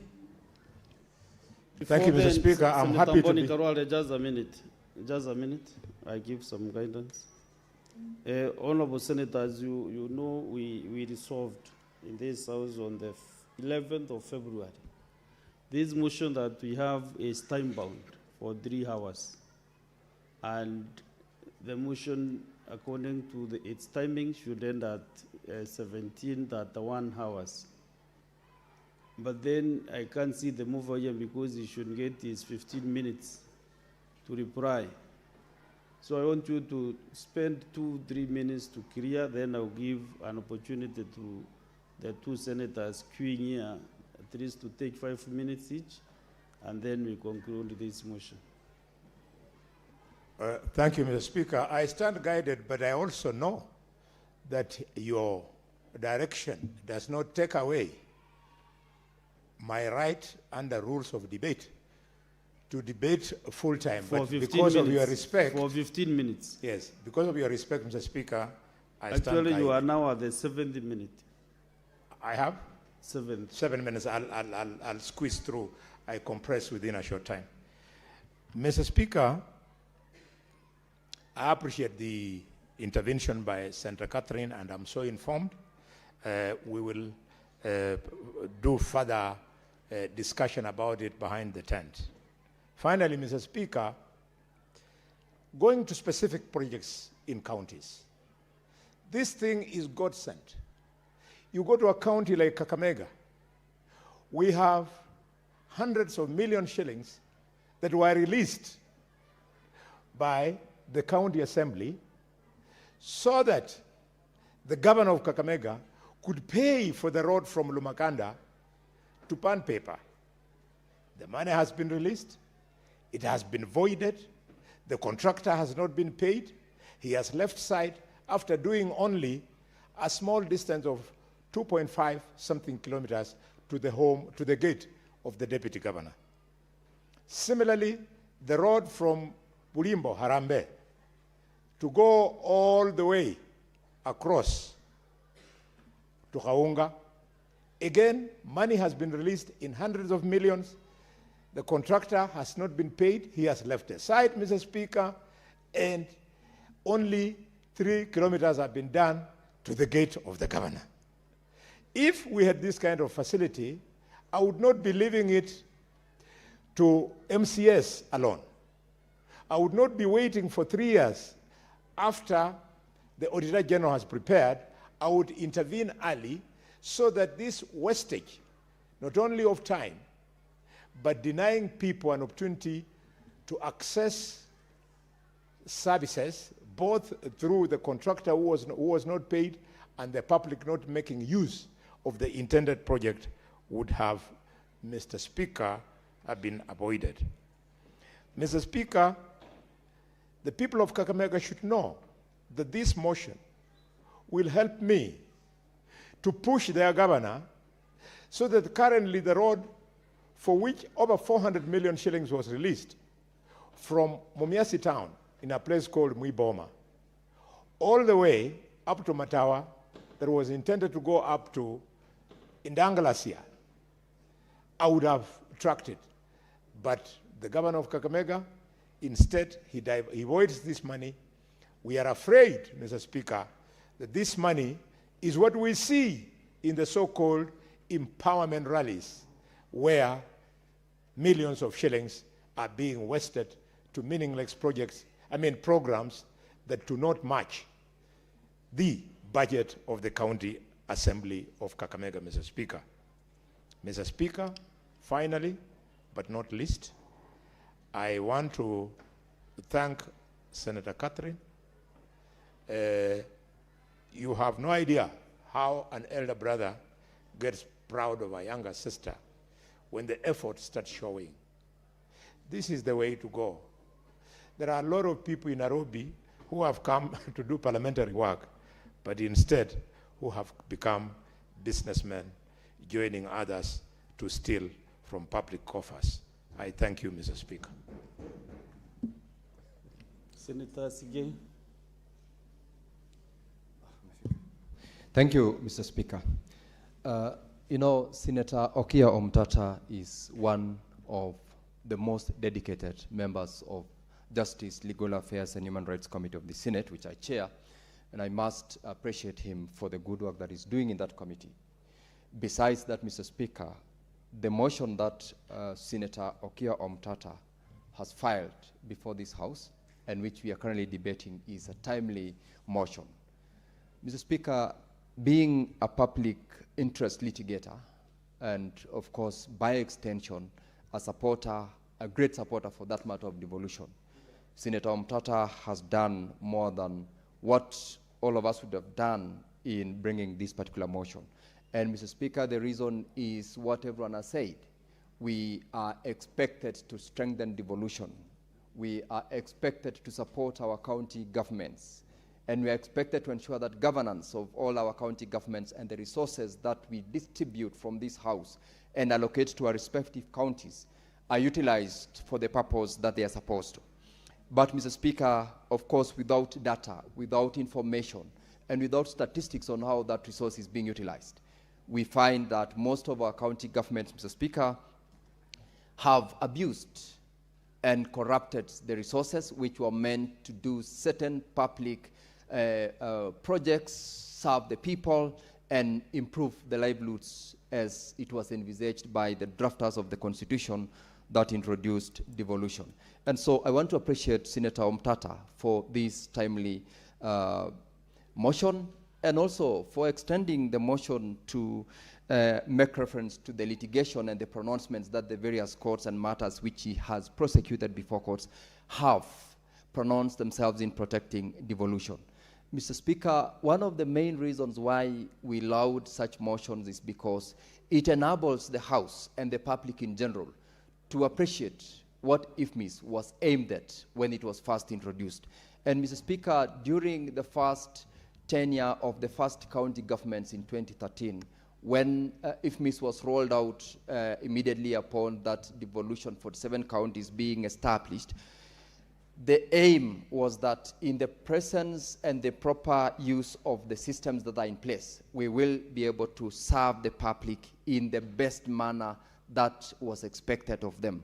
But unfortunately, Mr. Speaker, the delays in access of information, the inability of quite a number of all or almost all the county governments to utilize this particular system in their financial management, and also, of course, coupled with the fact that there is intentional desire by those who are running our county governments to abuse and corrupt resources, has led to the concerns that we are talking about, delays in getting information from the Office of the Auditor General or from the Controller of Budget that would help those who are supposed to protect devolution, conduct oversight, from doing it in real time. Mr. Speaker, I recall that Senator Kajwang's committee from last year and the previous year had to burn the midnight oil to make sure that they ran through information and reports that were availed from the relevant committees of the county governments because of a pronouncement that came from the court. And of course, unknown to quite a number of us, most, if not all the county governments had not implemented or made corrections to the recommendations of both the committees of this House as well as the Office of the Auditor General and the Controller of Budget. And therefore, the absence of real-time information by senators is very, very critical to their role as oversight to the county governments. And if and when this motion, which I want to support and ask members to support, is implemented, senators will be able to get that report in real time on a monthly basis, and it will therefore be an opportunity for them to speak to the areas where resources from county governments have not been properly utilized. Because when we talk about accumulated pending bills don't accumulate not because of anything. It is because of the non-compliance by those who are running county governments, from the Office of the Governor all the way to the CMCs relevant in the department to comply with the law. This is one of the reasons why this motion, is important, because it will guide them. It will help them to know that I already have the information which it's been availed to me by the Office of the National Treasury, and therefore I'm able to follow through. When we talk about IFMIS generally, IFMIS was aimed at making sure that whatever budget that is being done, whether at the national or county level, complies with the relevant regulations and timelines. The procurement itself was expected to ensure that it sticks to the approved budget. One of the reasons why we have pending bills is because county governments do not stick to the approved budget. They issue LPOs even where they know they don't have resources, and they do not expect, of course, to pay. And ultimately, the payment methods and processes are skewed to certain personnel who are either friends, relatives, or those who are ready and willing to give back a kickback to those who are making the payments. That one is one of the things that this particular motion, when approved and implemented, will help to bring down such shortcomings in management of county resources as well as national resources. And therefore, when you talk about projects which are normally funded for every financial year without them being completed, it is because there is no compliance with the requirements and the regulations under IFMIS. And therefore, I hope that all the members of this House rally behind this particular motion, supports this motion, and thereafter follow through to ensure that whatever recommendations that we make is implemented by the Treasury, so that at the end of every month we are able to get these reports, so that we avoid incidences of what we normally refer to as voiding of payments by the county governments, delayed payments for reasons that are best known by the county governments, and of course completion of projects, because when it's already budgeted for, it's procured, and I am able to get an annual, or rather a monthly IFMIS report, I am able to directly speak to the people of Bomet, tell them about the resources which have been budgeted for roads, which have been budgeted to completion of the House of the Governor that has already been, it's gone beyond the budget from when it started in 2013. There has always been an annual budgetary allocation. That project never ends. By getting a monthly report from Treasury, Mr. Speaker, I will be able to speak to the people, tell them that last year this was budgeted for, this money has been paid, and the project is still pending. Senator Okia Omtata has done a great thing, and I want to appreciate you. I want to support this motion and ask all the members to support it because it is important in supporting devolution. To the question about whether or not this particular motion can be amended to ensure that the report goes to all the members of the Senate, I want to agree with Senator Muma in the context of devolution is in the context of Kenya, 47 counties make reference to 47 counties, but otherwise protecting devolution and conducting oversight is a shared role by all the members. This report, therefore, should not only be submitted to the delegations of the 47 counties, but to all the members of the Senate whose business is to protect devolution. Mr. Speaker, I support. Thank you, Senator Sigei. The move of the motion, your time, the motion was to go up to 17.1 hours. And so, at my own discretion, I want to give Senator Medu 5 minutes. You consolidate your thoughts on this within those 5 minutes, and then the move will reply. Now, with your 15 minutes, you can see how to donate your time or how to spend your 15 minutes to reply. Senator Medu. I thank you very much, Mr. Speaker. I'll actually really try to condense my thoughts within the 5 minutes. You know, today I'm very happy, and I'm sure you know why. The people of Nyandarua and the people of Olkalau have now finally gotten a new member of parliament, the Honorable Sami Douglas Kamau Aweru, whom I have the honor of congratulating on the floor of this house because he's a member of parliament that will be serving with me. And also having also been elected on the party that I serve as the designated Secretary General, I am very, very happy. I congratulate Sami Douglas Kamau Aweru on his very momentous win. Mr. Speaker, number two, and finally, you know, I also was at the National Assembly, and I think they do things differently there. We have a very warm way of welcoming visitors here. But when we went to the National Assembly, we were not accorded the same welcome. In fact, the speaker who was there said that he's not even aware and he has never seen us. I'm very surprised that he's a former senator here and he couldn't recognize senators, Mr. Speaker. We were just chased away, but we are happy to be back here. Mr. Speaker, sir, there is something that I admire of Senator Andrew Okia Omtata, and one more Senator, Danson Mungatana. Well, all of us have been elected to come to the Senate, and we work very hard to come to the Senate and to come to houses of parliament. As you can see, we are now very few on this house, whereas when there is campaign time, we really put a lot of effort to come to the Senate. But when we come here, we also find very little time to come here. I think Senator Cherargei is also in that category of the senators who spend a lot of time in this house, and something that is very commendable. Senator Omtata is always here at 2:30, and he leaves the chambers at 6:30. That is something that is very, very, very commendable. And that is why he's able to put his mind and apply his mind on such a brilliant motion. I have served before I was de-whipped for making very certain decisions, Mr. Speaker. I served as a member of the Public Accounts Committee. And I think one challenge that we faced, and I see some members who have survived still because they are still in the thin line. I was with Senator Omtata, by the way. I was serving with him as in the Public Accounts Committee. We were de-whipped together. I don't know what mistake he made. At least me, I know I stood with Rigathi Gachagua. I don't know what mistake he made to be de-whipped. But I think he also voted with us. I think that is a problem. That's why he was not de-whipped. He was also de-whipped. One thing that we kept facing, and one challenge that we have always constantly faced as we try to implement our mandate in regards to Article 96 of the Constitution of Kenya, is the fact that reports of the Auditor General actually come, I think, 3 years after the actual expenditure, Mr. Speaker.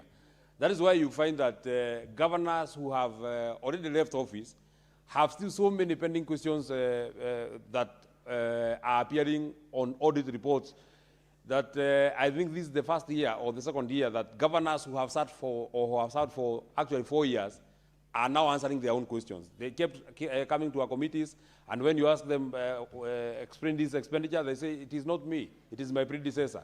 You ask them this question, it is not me, it is my predecessor. Now these governors who are serving, they will leave office, the ones that will leave after this time, Mr. Speaker, and 2 years of their expenditure will be outstanding. So the governors who come after them, they will say that, oh, it's not my expenditure. That is why, Madam Mr. Speaker, I think it is very fair that we get monthly reports from the integrated financial management system. And there's something that we faced, and I'm sure Senator Jaraga is a witness. And it will help us cure one very systemic challenge that we keep facing in the implementation of our integrated financial management system, the voiding of transactions. That is something that we kept facing throughout, that when you are doing your requisition, you are saying that you want to pay so-and-so. Once the money hits the county revenue fund, you pay so-and-so. But there's no way of following up this money, because this audit will come after 3 years. But if, I would be very happy to be informed, Mr. Speaker, if time allows. Take note of the fact that, of course, him informing you, Senator Cherargei informing you, will definitely be considered within the times that you had been given. Unfortunately, I can't allow you to spend my 5 minutes. I just have 5 minutes. And then you also know that I'm very wise, so I mean, my wisdom can actually carry us along.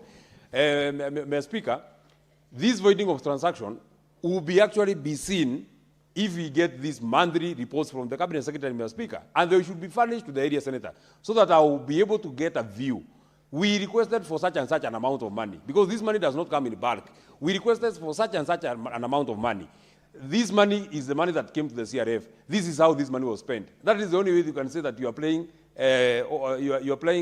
your oversight role, Mr. Speaker. There is no other way, Mr. Speaker, of saying that after you have to wait until we get the report of the Auditor General, Mr. Speaker, because this report is not coming instantly, Mr. Speaker. Finally, you know, even if we give autonomy to the county assemblies, Mr. Speaker, there still remain some section of something that is required of the county executive committee member for finance to sign for monies that are still going to the county assembly, Mr. Speaker. If we get these monthly reports of IFMIS, Mr. Speaker, we shall get to know how much of this money that was in the requisition went to the county assembly, how much went to the county government. We shall also see how much of this money that has come to the counties is going to development and how much is going to current expenditure, Mr. Speaker. Because unfortunately, Senator Medhu, your 5 minutes is spent. This was, well, give Senator Medhu 30 seconds, and 30 seconds it is. Yeah. Thank you very much for your magnanimity, Mr. Speaker. I was just saying, you know, every time we get to the 30th of June of every year, and we say that there's some money that has remained with the national government, most of the time the money that remains in the national government is not development money. They expend every recurrent expenditure. So when they are doing the supplementary budget, Mr. Speaker, this money that was meant to go to development is diverted to other places. There's no way to view how this money is being spent in terms of what is going to development, what is going to recurrent, if we do not have monthly reports of IFMIS. I thank you very much. Thank you, Senator Medhu.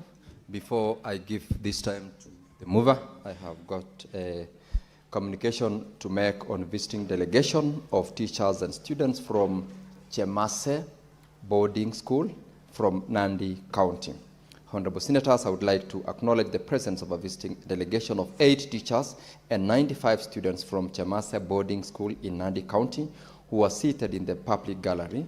The delegation is visiting the Senate for an academic exposition. On behalf of the Senate and on my own behalf, I extend a warm welcome to the delegation and wish them a fruitful visit. I thank you. Now, Senator Cherargei, the Senator for Nandi County, in under 1 minute, welcome the delegation from your county.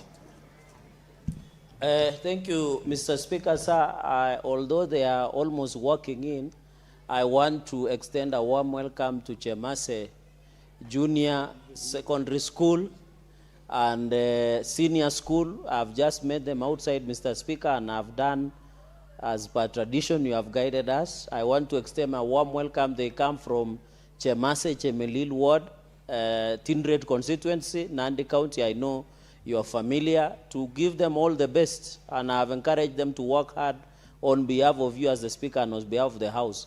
I'm aware that is seated in gallery is Milai School from Wazingishu County, which is a neighboring school. I want to also wish them the best. Wazingishu is one of our neighboring counties and one of our important North Rift regions with the only city county, and also tell them to work hard, be disciplined, be God-fearing, and if there are issues, always engage your teachers and your parents. I thank you, Mr. Speaker, sir, and I yield back the mic. Thank you, Senator Cherargei. Now, Senator Okiya Omtata, the time available is for you to reply. However, the Speaker is guiding that you could donate part of the time you have to Senator Ojienda to comment, then you finally reply. You donate 5 minutes. Senator Professor Tom Ojienda, Senator Omtata has graciously donated 5 minutes of his time for your comments on the motion. Thereafter, you'll reply. Thank you, Mr. Speaker.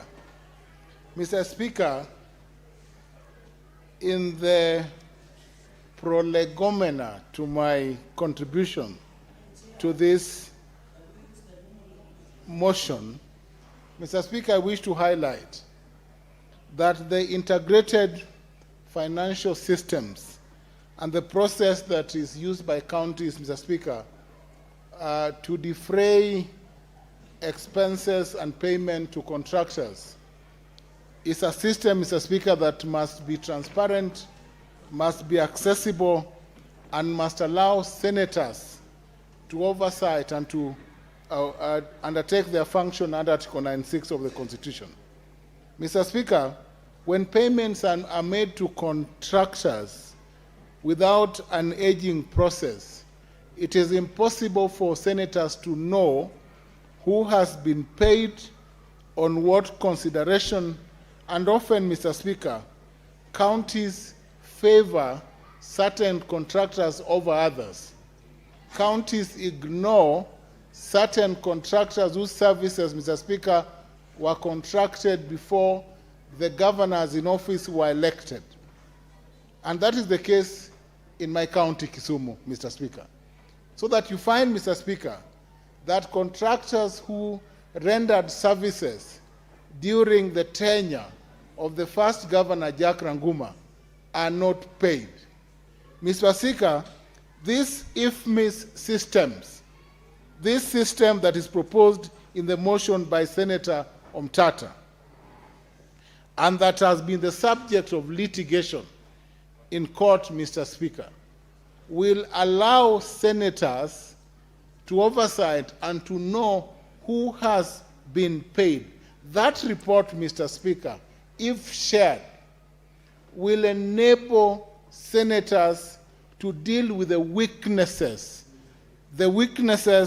in payment systems, so that, Mr. Speaker, we know once funds are sought and go into the account of the county for payment, then approver 2 cannot divert payments to another contractor when the money was secured to pay another contractor.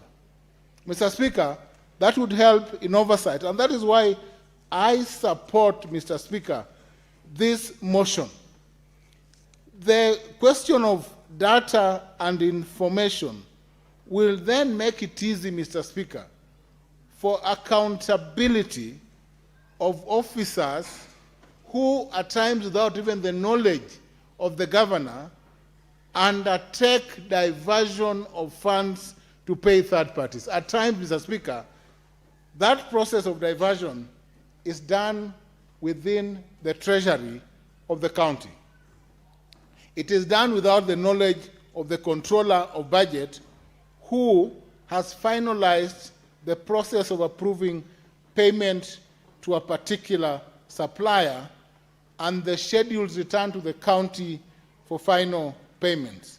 Mr. Speaker, this motion is timeless, and we hope that on a monthly basis, if the records are availed to this House, for senators to be able to see how their counties undertake their functions and payments, Mr. Speaker, it will contribute not just to the foundations of the Constitution in terms of oversight, but also, Mr. Speaker, it will allow transparency in payment processes, accountability follow-ups, Mr. Speaker.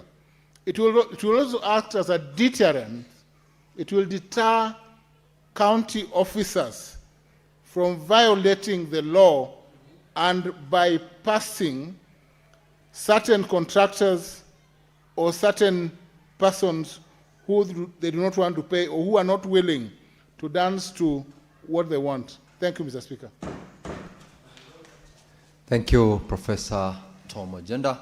Now, Senator Okiya Omtata, it's your turn to reply. Take note of the time you do have. You've got 10 minutes to conclude your reply. I thank you, Mr. Speaker, sir, for the opportunity. And I also join Senator Chergey for congratulating our youngsters and their teachers who are among us. I'm most honored to be among young people, because sometimes you go in a group and you find your people are about to die in one room. But here the future looks safe.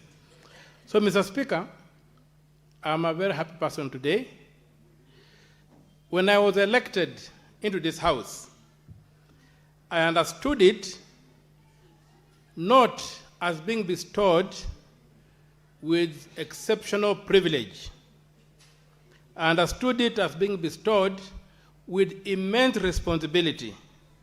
So in this House, and each senator here discharges an office of immense responsibility, not of immense privilege.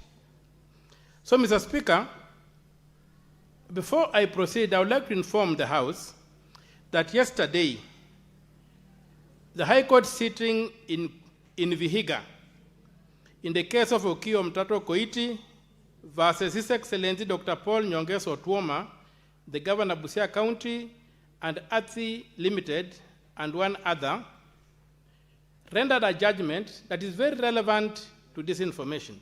When you listen to Senator Chergey talk earlier sometime, he referred to a situation whereby I got attacked by hooligans or goons when I was leaving court in Busia, because I had asked for this information that I would like, now that 1 year has gone, I will be given the record of work that the county government had done implementing the budget of 2022-2023, so that I could also carry out my post-mortem functions to see whether the money had gone or been utilized according to the law and effectively.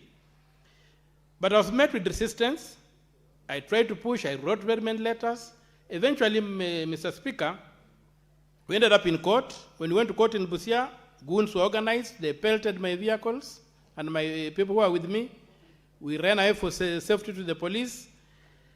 And the judge got concerned. So Justice Musyoka asked the Chief Justice to do two things in that case. He certified the case as raising a very fundamental issue, and he asked that the case be moved out of Busia so that it can be heard without hooligan or goons interfering. So the Chief Justice made a bench of 3 judges and appointed the Vihiga High Court to sit and hear the case. So the judgment was rendered yesterday. In that case, access to information. And I would like to read, allow me to read, Mr. Speaker, paragraph 110 of the judgment. It's slightly long, but I'll read it because it's very relevant to what is coming here. I'll read that as a reply. The 3-judge bench said, the orders, concluding, the orders that commend themselves to the court are as follows. A declaration that the petitioner and other senators are entitled to personally access all information and documents held by the county governments at all times. And they must be promptly allowed full access to all information and documents on their county government's transactions wherever they request for them. B, a declaration be and is hereby granted that, given the shared oversight mandate with senators, members of county assemblies, MCAs, are entitled to personally access all information and documents on their county government transactions at all times, and they must be promptly allowed full access to all information and documents whenever they request for them. C, a declaration that a representative of the people of his/her county to the Senate under Article 1, Clause 2 of the Constitution, a senator has the corporate mandate to oversight his or her county government on behalf of the people by monitoring and evaluating its policies, operations, and activities. D, a declaration that in his/her official capacity as a democratically elected county leader, representing the sovereign people of his/her county pursuant to Article 1, Clause 2 of the Constitution, an individual senator does not lose his/her rights as a citizen under Article 35 of the Constitution to access information from the county government. E, a declaration that the failure by the first respondent to provide information sought under Article 35(1) of the Constitution and also to publicize the information in accordance with Article 35, Clause 3, on the basis of the petitioner's letters requesting for information was, Roman 1, discriminatory and a violation of the petitioner's right to access information and to fair administrative action. Roman 2, a violation of Article 10 of the Constitution, specifically the values of the rule of law, participation of the people, human rights, good governance, transparency, and accountability. Roman 3, a contravention of Articles 1, Clauses 1 and 2, Article 2, Article 3, Clause 1, Article 10, 19, 20, 21, 24, 73, 75, 96, 174, 175, Clause A, 179, Clause 4, and Clause 6, 201, Clause A, 227, Clause 1, 232, Clause 1, Clause 1, Paragraph A, B, C, D, E, F, and 2A and B, and 259(1) of the Constitution of Kenya, 2010. Roman 4, a contravention of Sections 3, 4, 5, 6, and 9, Clause 1 of the Access to Information Act, 2016. B, Sections 3, 4, 5, and 6 of the Fair Administration Action Act, 2015. C, Section 3, 4, Clause 1, 6, 7, 8, 10, 11, and 13, 1A, B, C, D of the Leadership and Integrity Act, 2012.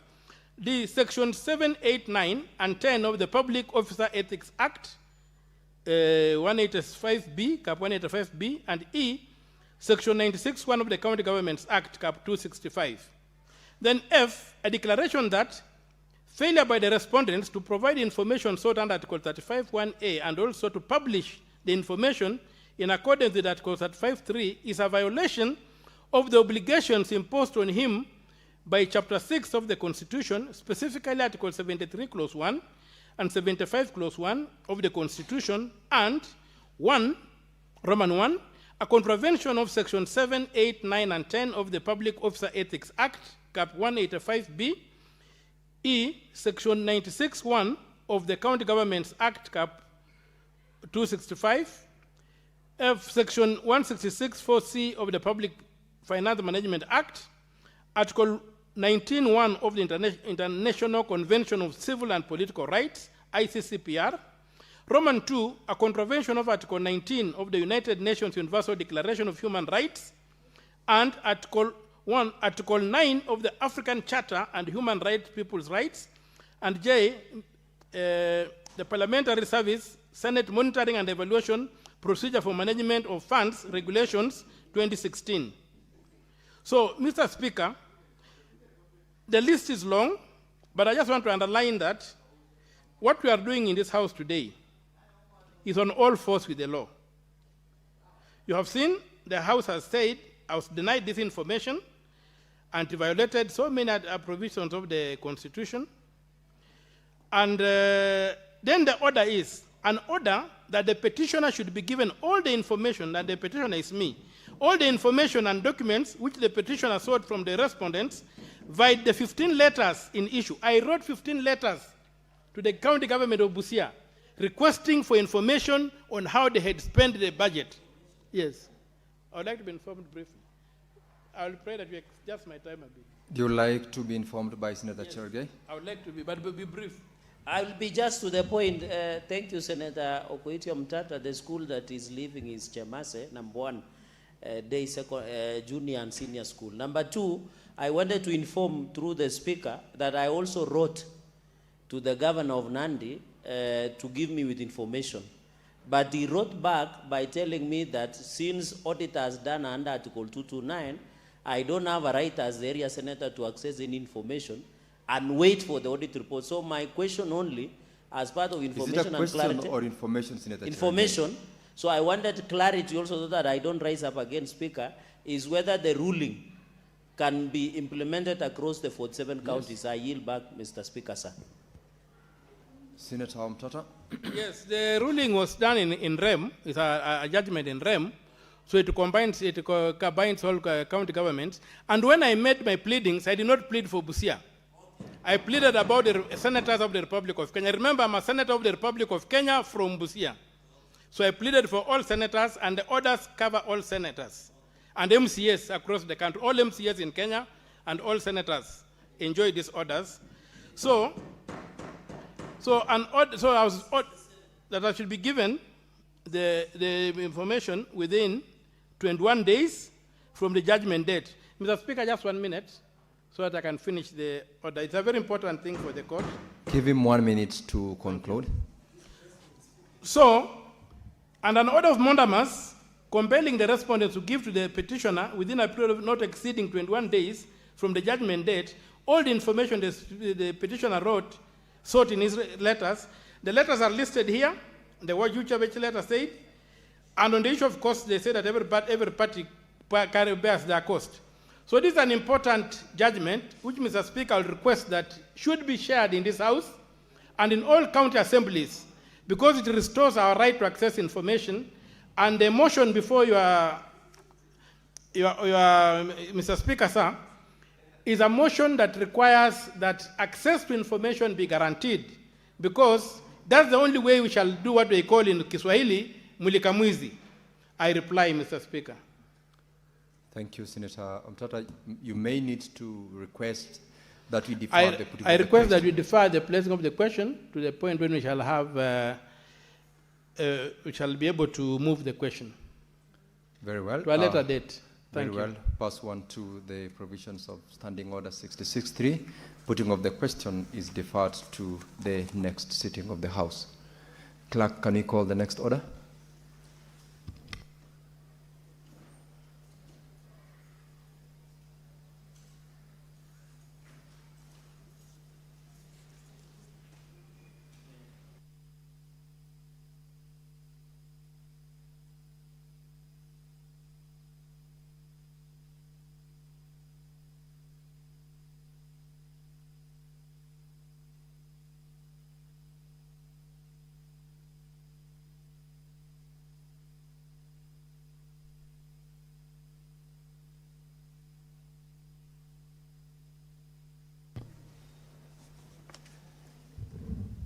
Clerk, call order number 6. Order number 6, notices of motion. Senator Moma. Thank you, Honorable Speaker, and sincere apologies that I was not here when I was supposed to move to give notice, and I appreciate your indulgence. Mr. Speaker, sir, I beg to give notice of the following motion, that aware that Article 53(1)(b) of the Constitution guarantees every child the right to free and compulsory basic education, while Articles 27, 43, 54, and 56 of the Constitution, the Persons with Disabilities Act, the Children's Act, and the United Nations Convention on the Rights of Persons with Disabilities require the state to promote equality, dignity, and access to inclusive education for persons with disabilities and other vulnerable groups through appropriate legislative, policy, administrative, and budgetary measures. Recognizing that national laws and policies, including the Basic Education Act, the Persons with Disabilities Act, the Children's Act, and the competency-based curriculum framework provide for inclusive and equitable education through reasonable accommodation and appropriate support for learners with disabilities and special education needs, including neurodevelopmental and learning disabilities, that the Constitution assigns early childhood development education and child care facilities to county governments, while the national government oversees education policy, curriculum, standards, and teacher management, thereby requiring effective intergovernmental coordination to promote disability-inclusive education. Concerned that despite existing legal and policy frameworks, many learners with disabilities continue to face barriers in accessing quality education due to gaps in identification, assessment, specialized personnel, assistive technologies, infrastructure, and support services, as highlighted by the Auditor General's Performance Audit on Education for Learners with Special Needs 2025, which revealed deficiencies in resources and institutional capacity, leaving many learners, including those with neurodevelopmental conditions and learning disabilities, inadequately supported despite significant public investment in education. Recognizing that disability-inclusive education requires sustainable financing, accountability, reliable data, evidence-based planning, intergovernmental collaboration, and meaningful participation of persons with disabilities in education processes. Now, therefore, the Senate resolves that, 1, the Ministry of Education, in collaboration with National Treasury and county governments, shall, within 6 months, develop and submit to Parliament a costed national disability inclusive education implementation and financing framework outlining learner needs, accessibility gaps, support services, implementation timelines, accountability mechanisms, and sustainable financing arrangements. 2, that the Ministry of Education reviews and harmonizes existing laws, policies on disability inclusive education to align with the Constitution, the competency-based curriculum, and international obligations, ensuring adequate support for learners with all forms of disabilities. 3, that the Ministry of Education establishes standardized disability data collection and reporting systems and maintain a comprehensive database of learners requiring disability-inclusive education support to inform planning, budgeting, monitoring, and resource allocation. And finally, 4, that the Ministry of Education implements the recommendations of the Auditor General's Performance Audit on Education for Learners with Special Needs 2025 and gives an implementation status to the Senate of the provisions of Section 20 of the Persons with Disabilities Act within 90 days following approval of this motion. Senator Catherine Muma, nominated senator. Now, Honorable, thank you very much, Senator Muma.